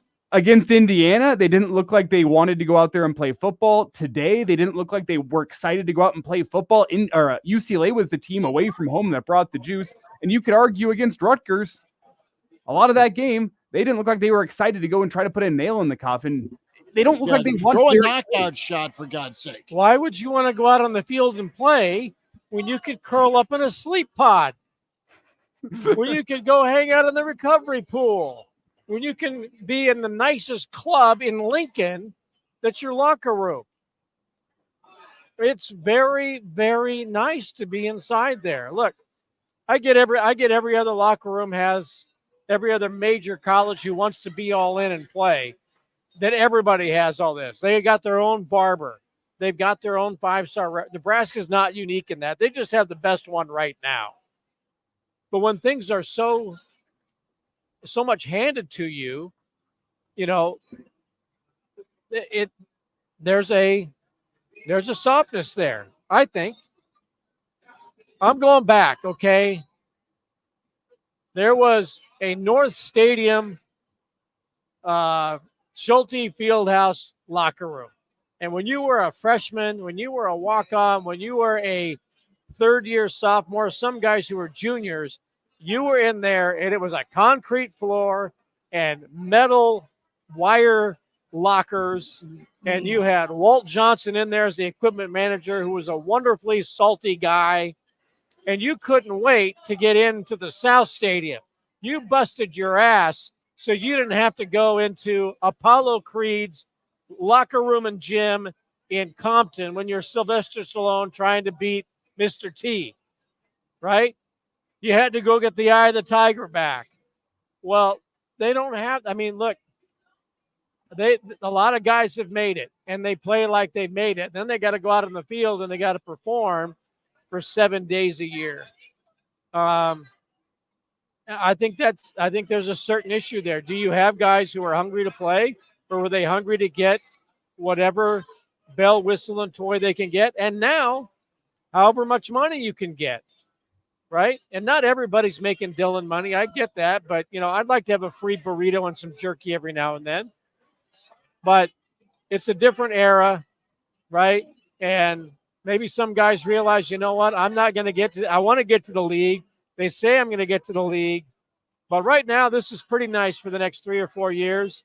I'm not going to hit the transfer portal, not as long as I get to be here in Club Nebraska, Club Husker. Here's if you don't fix this season, you're going to have a problem retaining your talent that you were able to get here and showcase, and in some instances, get the football too. You are going to have to just straight up start handing out blank checks, because if you miss a bowl game in a second consecutive season with all these bells and whistles, with this NIL competition, listen, I think that they need to upgrade their talent, clearly, but they need to upgrade their mentality. And it as a head man, you can't demand from your guys if the guys coaching this talent aren't getting the job done. And there needs to be another, if there hasn't already been, come to Jesus here. And you as the head man need to take the reins. You need to be in every offensive meeting. So if you want to run the football and be a physical football team, then guess what? That's what the game plan is going to be. You go to your defensive coordinator, who's been great for you, and you made a hell of a hire. But you just say, look, it's not negotiable anymore. You guys have to be on fire from the get-go. Now, that's not possible in the human spirit. You can't always be on and always be great, but just know it's got to be better than 50-50. No, I know, and that's just it. You've got to start making demands. Yes. And period. And you got to make demands of yourself. And you want guys to figure it out. You want them to, versus handing out fish, you want to teach them how to fish. I get it. But you are into November, and it's just it can't go sideways this November. Well, last year was all right. Let's take our lumps and learn the lessons. Great. Well, you can't have a repeat. You need to grow and learn from that. I don't care that your schedule's 10 times harder. If you're going to upgrade your talent, and this was the big story coming into today, was they had 80 recruits coming in. It can go one of two ways. You can start tomorrow, or this place is really going to hell. But okay, so you have all these recruits that came in, including, the kid from Omaha who's committed to Florida State, who's saying, I don't think I want to go there. Right. And maybe the kid from Kansas City who's committed to Alabama was here and looking, and you had a bunch of other guys who may not necessarily be on scholarship, but forever long they can walk on. They were here, and you had freshmen and sophomores. Big recruiting day. Look, they can come back here and they can look at all of the niceties that Nebraska has, but they're also going to take a look at statistics, players at their position. Are these guys getting better at their positions? Jamal Banks came in from Wake Forest with some incredibly gaudy numbers. He was a 1,000-yard receiver, right? Second In the team ACC, All-ACC. right? Isaiah Nair at Wyoming, and probably would have had a good career. Texas got hurt. I'm just using those as examples, or even Dylan, for example. If you look at your position coach at Nebraska, do you say, who could be your position coach? Am I going to get better?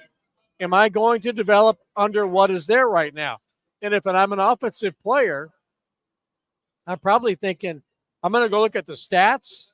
I'm going to go look at a whole lot of things. And you know damn well that other teams who are recruiting those same players, like the Terry kid out of Texas who's got Nebraska and Texas, they're going to say, look, we understand Nebraska has all of these things, but here's their statistics. Here's some numbers that will indicate how good you are going to be or could get while you're there. Meanwhile, if you come here, here's what we do with these players. So I'm not exactly sure that some of the players, if they're taking a good hard look at Nebraska, are saying, if I go there, I'm going to get better under this particular It's coach. dangerous. Terrence Knight, for example. It's dangerous right now. Right. If you're a defensive lineman, you're probably going, I think I can probably go to Nebraska, and I might be a hell of a defensive lineman. That guy gets it. I do think that Donovan Raiola is a good offensive line coach. I do think that maybe Barthel, who knows, because who knows, whatever the game plan is. But I don't think if you look at it and say, I'm going to be a receiver, and based on the creativity of the offense, that I'm going to go there and I'm going to become what I think I can eventually be based on what I believe I would be in the room with every single day. Well, can I ask the question here? As you look at the guys that Matt Rule has brought in, we can even look at the guys that were holdovers from the previous staff, the previous administration. What guys stand out to you as being the guys that really define Nebraska's development? That's what we're searching right now. There's a couple guys that are all right candidates. I mean, maybe I think Hill. I'm going to give you. I think Nash and I think Ty have gotten better. Is this as good as they could be? I don't know. I think Nash has taken a step back from last year. That's one thing I'll say. I think Ty's played well. He's gotten better, but he was also one of the best players. I think Bayer and Bullock at linebacker have been pretty good. Bayer and Bullock at linebacker, I'll give you those two. I think Tommy Hill, whenever he's healthy, has gotten better. Offensively, I circle Justin Evans and maybe only Justin Evans as being a guy who's Justin Evans is good. I'll give you one. Heinrich Harburg. Okay. I think Heinrich Harburg has gotten better under Glenn Thomas. He throws a good ball. The pass he threw over the middle. You just got to let him throw it. Right. The pass he threw over the middle. You compare Heinrich Harburg throwing the football from the beginning of last year to the end of last year to where he is right now. He's got a terrific delivery. He's got some zip on his passes that Dylan doesn't have. You don't see, the fastball from Dylan. Is he hurt? Is his shoulder jacked? I think that might be an issue, right? I think that's been an issue since the Illinois game. But I like the way Heinrich throws the football. I'd like to see him more because I think it gives you a threat to run too. But I think Glenn Thomas has made Heinrich better. We just don't see it other than in very, very few examples. Yeah, I'll just say, though, if you preach being a developmental football program, you need to have a roster full of guys that show off that development. Now, what are we, 21 games in?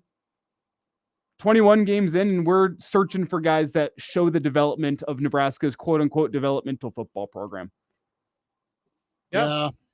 I feel I want to see the Brickses of the world, the Sledges of the world. And I know right now, here and now, talking futures easy, as in, well, just be patient, just wait. And I know that's not on the hearts and minds of Nebraska's fan base, but I think there's truly some talented offensive linemen, more talented than are playing right now. All right, on the offensive line. I think Jenkins, to your point, or Evans, excuse me, is a guy at guard that's good, really, really talented. I think, I think Gatula's come a long way. I think Gatula's had a freshman season that kind of reminds me of Searles, where he's taken his lumps at times, but you can definitely see that there is a bright. He's good. There. I mean, there's a light there. There's a ceiling. There's an upside. But I think with Sledge and Bricks, I think next year's O-line, whoever wins those spots, will be good. We had a question 100 years ago when we started this post-game show about the experience and number of starts. It doesn't always equal excellence. And, it's problematic because you're just either giving up a pressure or missing a block. And you've got to play perfectly. Do we want to hear from Dylan? Sure. As we get to the 2-hour mark, yes or no? Or do you have one more? I just need a second, is what I'm saying. Okay. Elijah was flipping me off. No. Well, while you load that up, one thing I thought was interesting in listening to Rule, last week at Ohio State, he gave a 4-minute opening statement. Was that an I told you so? What's that? Was that an I told you so a week ago? Or trust me, or give me a little more? But it was after the game. No, but I'm saying at that time, at that point, at that moment when he made that speech, kind of a fireside chat on the program, it was that time and that moment. That was the time to say, hey, look, we're doing okay. Look at what almost happened. Well, but today but my point is that was 4 minutes of that. Today it was about 40 seconds. Well, they got their ass handed to him, and yeah, I mean, it was why? How did that happen, Coach? What's the answer? Yeah, and it didn't feel like he had a good grasp on it. So other than they weren't ready to go. Now, if somebody else in the chat said, "Well, he's going to turn it around like he did at Baylor," he may do that. I totally agree with that, and I totally expect that. But there has to be some changes made. It just cannot continue on as it is, whether that is reassigning some of your friends, right? And bringing somebody else. You can have unlimited coaches now, but to continue to do it as it is being done right now, there has to be some type of change because you're not seeing an evolution in play calling. You're not seeing an evolution in creativity. You're not seeing guys aren't getting better in the way of players being used that are allowing them to develop and to get better.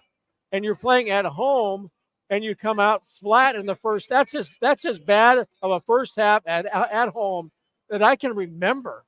And I've been watching a lot of games for a long time, and it was just dead there. And then to have happened what happened at the beginning of the second half. Do I think Matt Rule should be the head football coach in Nebraska? Absolutely. Do I believe in what he did at Temple and what he did at Baylor, and he could do it at Nebraska? Absolutely. I also know this is a different era of college football, and to be successful when you're making $9 million, because you might have to make some hard decisions and say, you know what, I love you, my friend.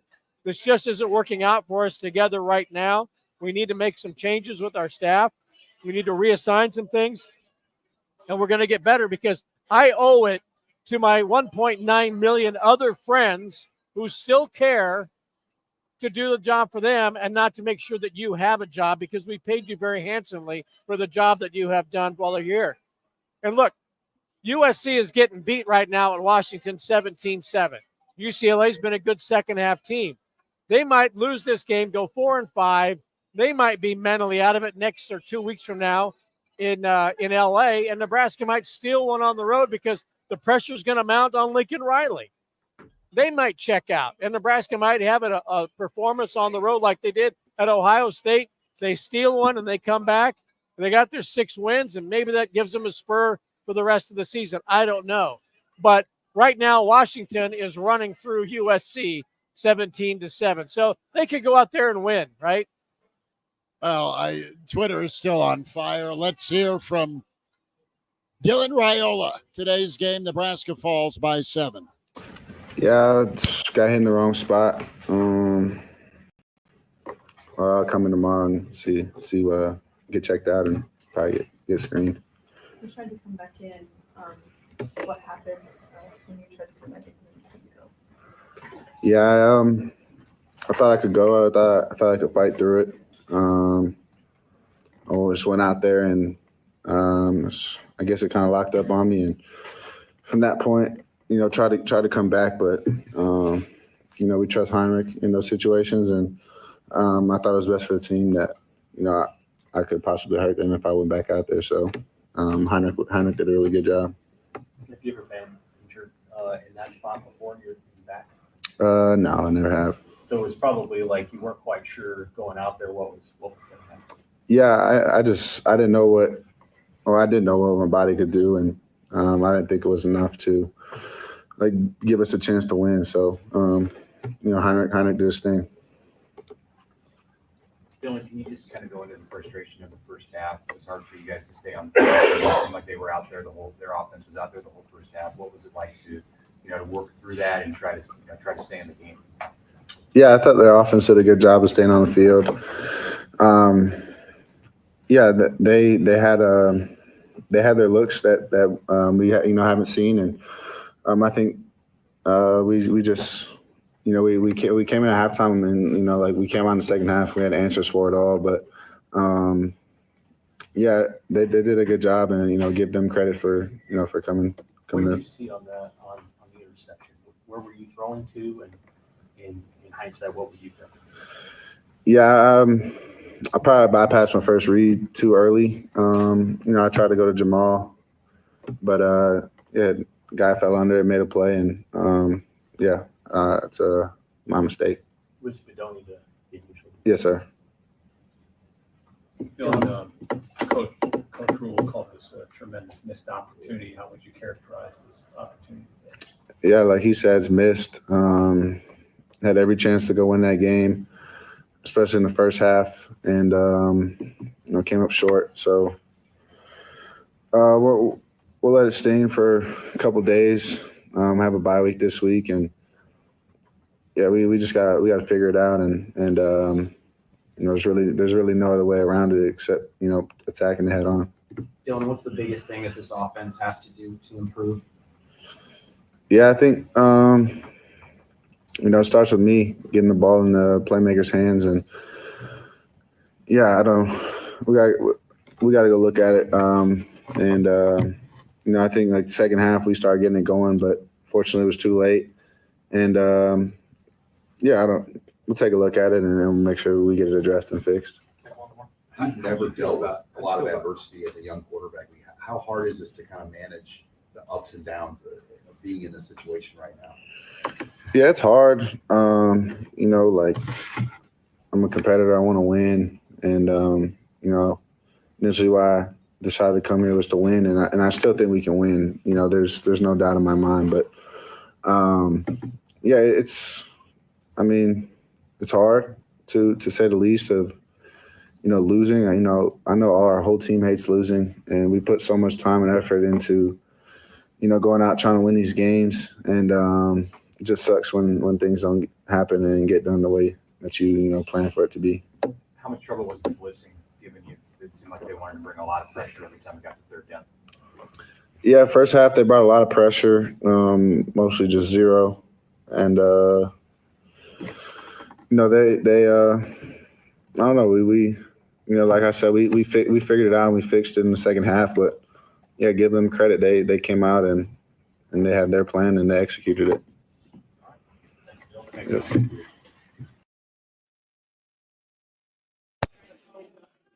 Back with you here, still streaming Real Red Reaction here at the Single Barrel.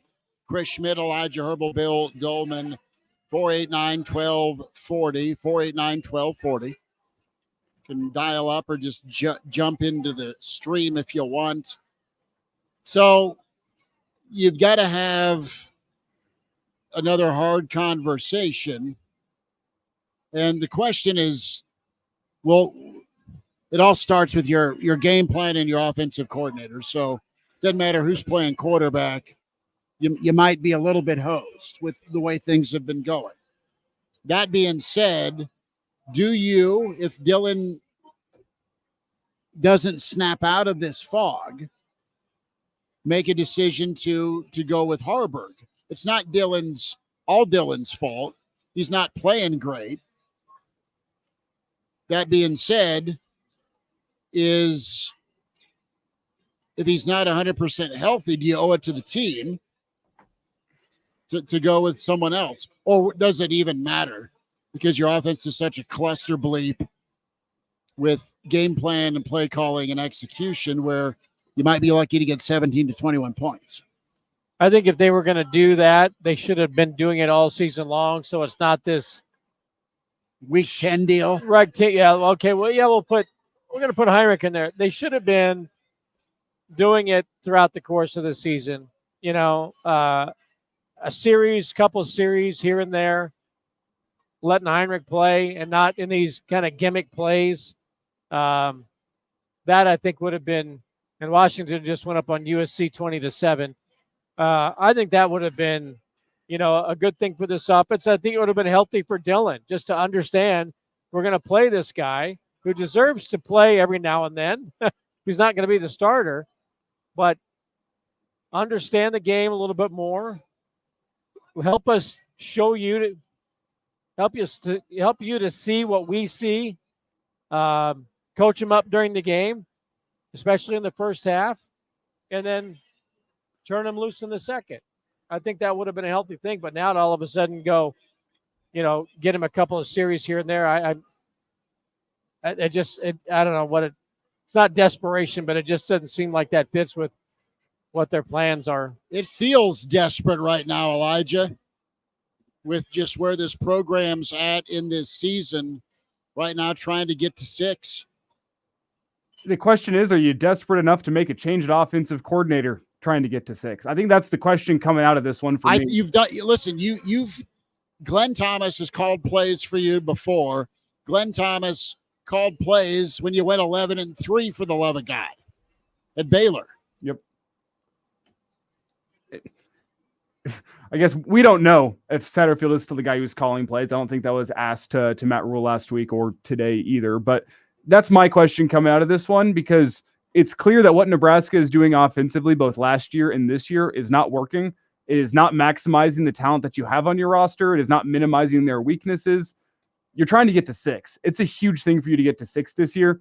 That's my question coming out of this one. That's kind of my final thought is it time to make that change to offensive coordinator? It doesn't have to be a firing. It doesn't have to be a letting go, but is it time to let somebody else start calling the plays?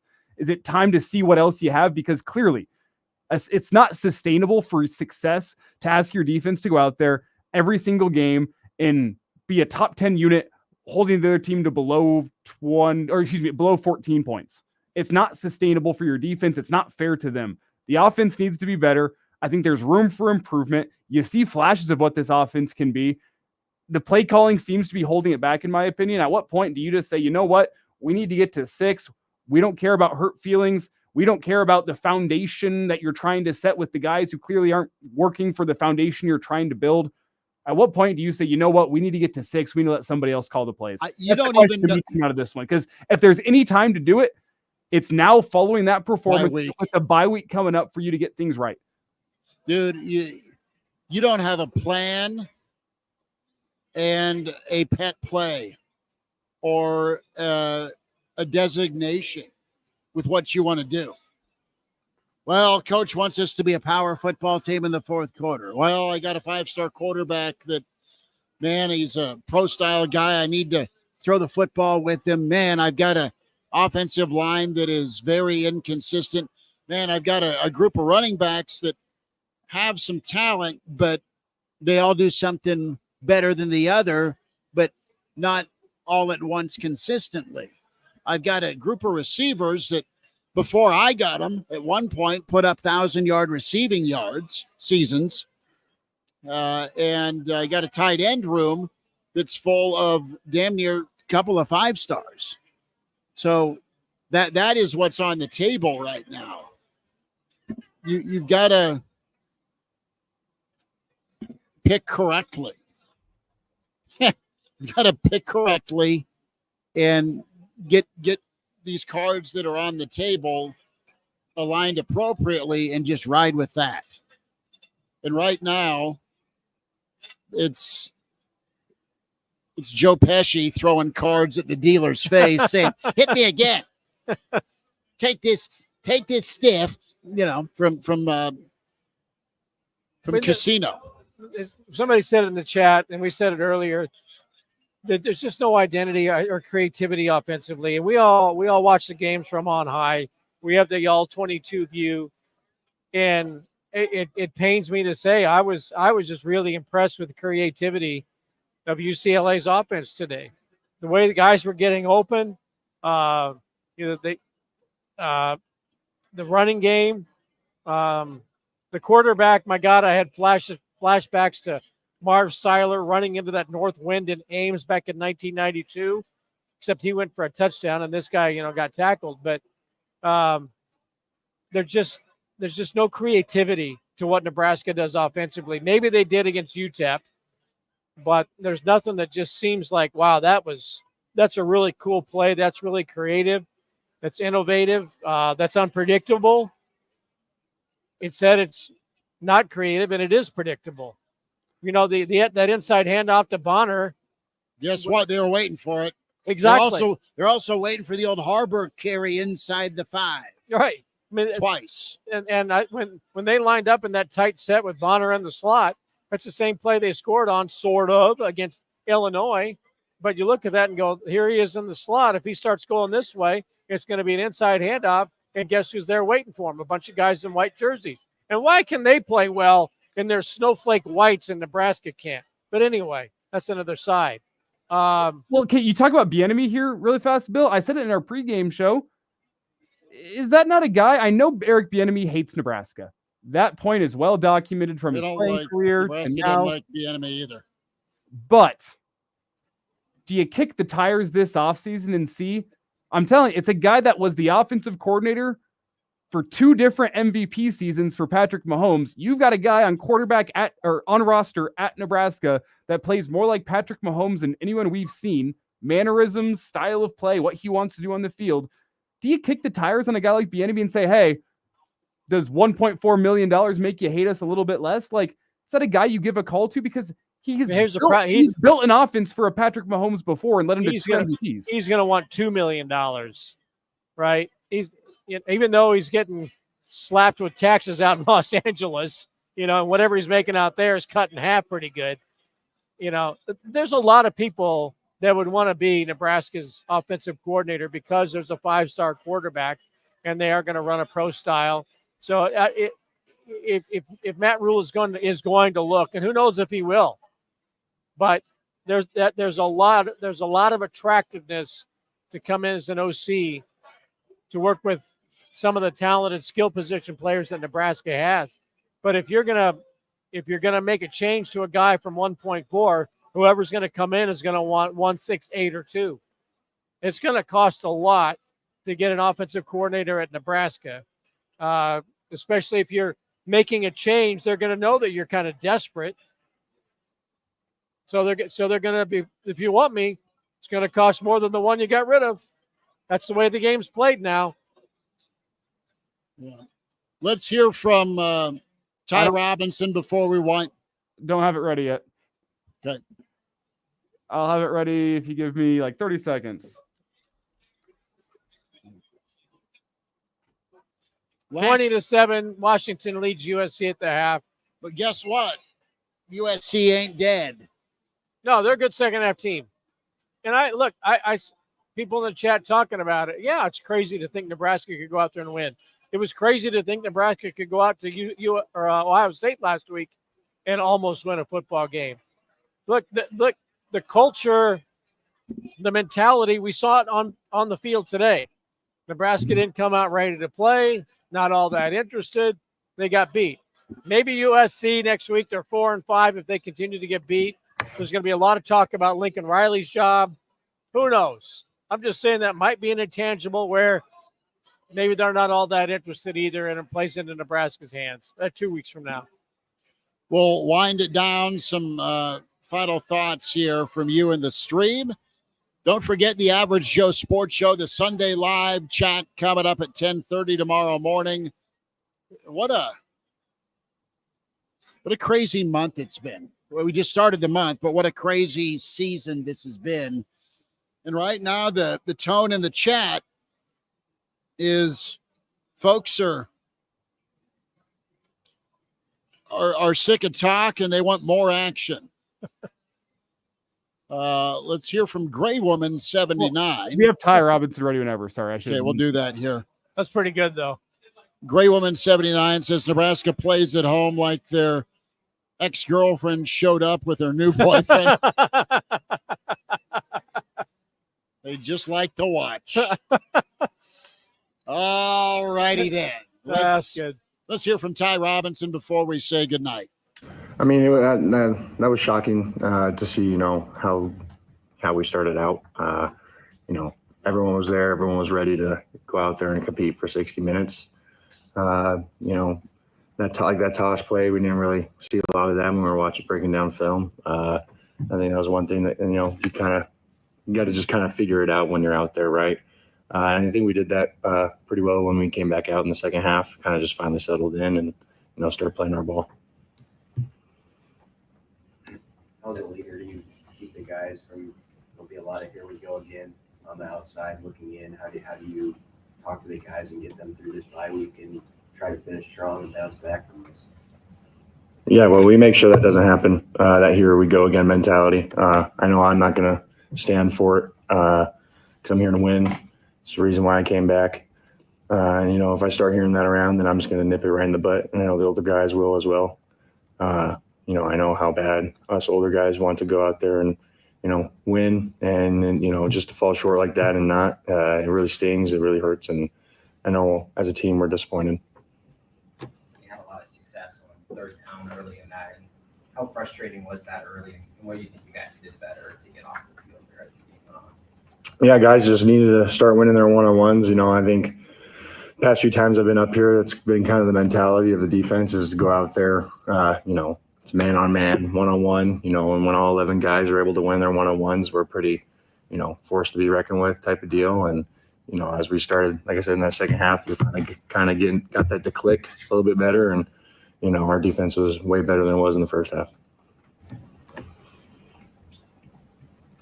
You guys started the play disparity, the amount of plays that they ran in the first quarter, even the first half was significant, and you finished running 17 more plays than them. What are your feelings about the way that you did battle back, the way that you competed in the second half, and what, if anything, there is to gain from that? Well, we stopped them on third down finally. Eventually we did.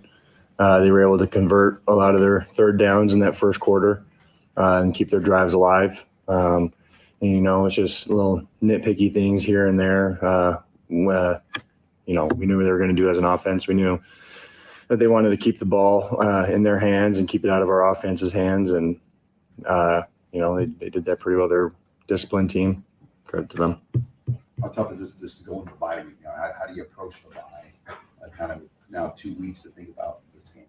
Well, now you get to find out, who's willing to step up for the challenge in the locker room. And, we got a great group of guys who I know are going to face the challenge head on. They just got to finally just start getting those pieces to click faster, find that flow state a little bit faster, start getting going. There's a lot to be said, going into this week. We'll be able to watch film and really dissect what happened.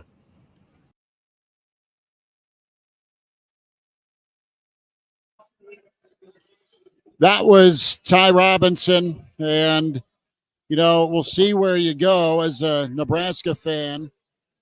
Captain chimes in and says, for some reason I'm not pissed anymore. And you know what? You're going to be getting to that point. It's too bad. We'll see where Nebraska goes here the rest of November. Plenty of opportunity, plenty more to get into tomorrow at the Average Joe Sports Show. Live pod at 10:30. Elijah, final thought. 2 steps forward, 1 step back with this football program, and maybe it's been 2 steps forward and 2 steps back over the past month or so. Lots of things went wrong for Nebraska today. I think the biggest thing that is my ultimate disappointment is you had a coaching staff that did not get that team ready to play.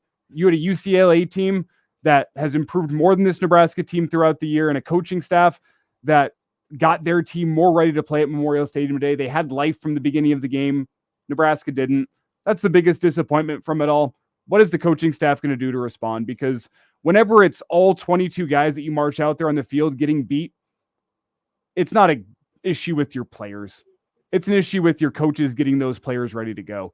And there was, the only guy I think on the field today that lived up to what you need to live up to if you're a Husker is Brian Buschini. Everybody else got their tails kicked today. There's days like that in football. There's been too many days like that with this Husker football team. You need to have coaching staff accountability with that.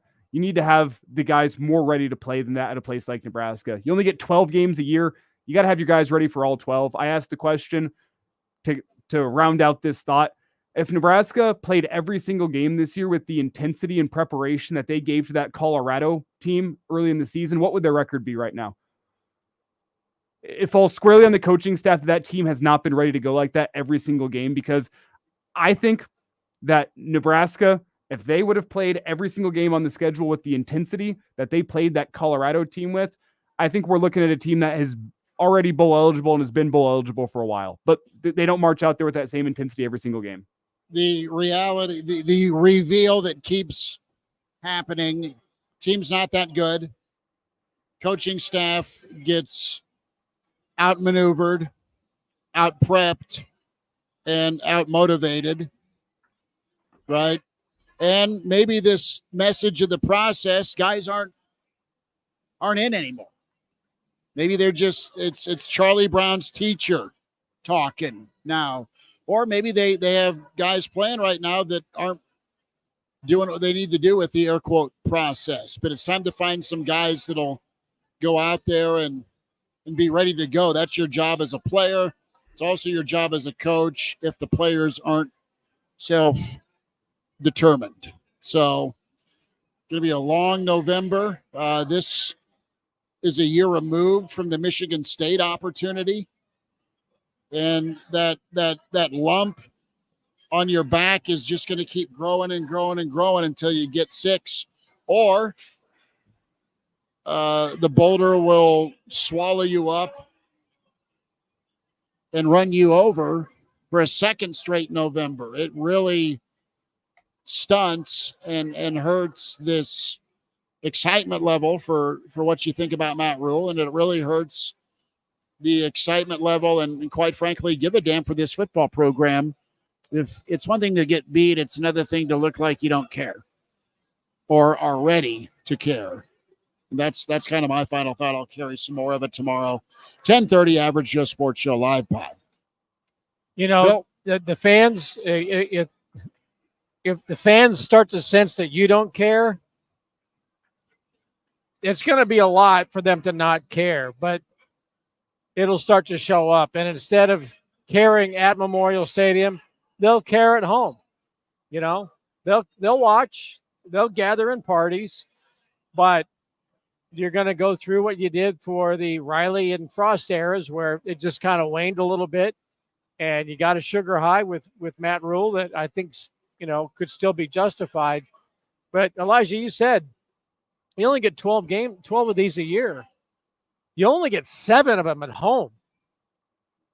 And how do you not get jacked to go out there with 87,000 people ready to celebrate with you just because you got to a 6th win? Not because you were going for 11 in an unbeaten season and you're disappointed like they are at Happy Valley tonight because they couldn't get the win.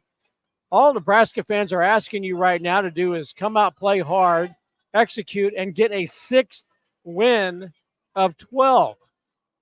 That's it. The bar's not as high as it was all those years ago. And just come out and play hard. And to have that first half be as disinterested and to me is inexcusable. And they still had a chance to win it in the second half. People talk about red zone efficiency. What is Nebraska's efficiency inside the 5? I can't believe that It is hard, man. I can't believe that Nebraska has such a hard time scoring inside the 10, inside the 7, inside the 5-yard line, to the point where it's like they're probably not going to score. That is mystifying to me, that you have less confidence. You have more belief that they're not going to score inside the 10 or the 5-yard line than you did that they are going to. And that should never, ever be the case. But, there's a lot of want to in that. And, I'm going back to the beginning. How you are not motivated to play in front of that crowd for one of 7 dates a year, especially when so much is on the line, is beyond me. We'll pick it up tomorrow. Find us, the Average Joe Sports Show. Big thanks to all of you tuned in to Hail Varsity YouTube, Real Red Reaction YouTube, Hail Varsity Facebook, Hail Varsity Radio, Twitter, KFOR Facebook and Twitter. Appreciate you, Elijah. Thanks again. Bill, thank you, buddy. Chris Schmidt, we'll talk to you next time here on Real Red Reaction, powered by Slim Chickens, 14th and Pine Lake, 84th and Old Shady. Eat those feelings tonight. Chat again next time. Thank you.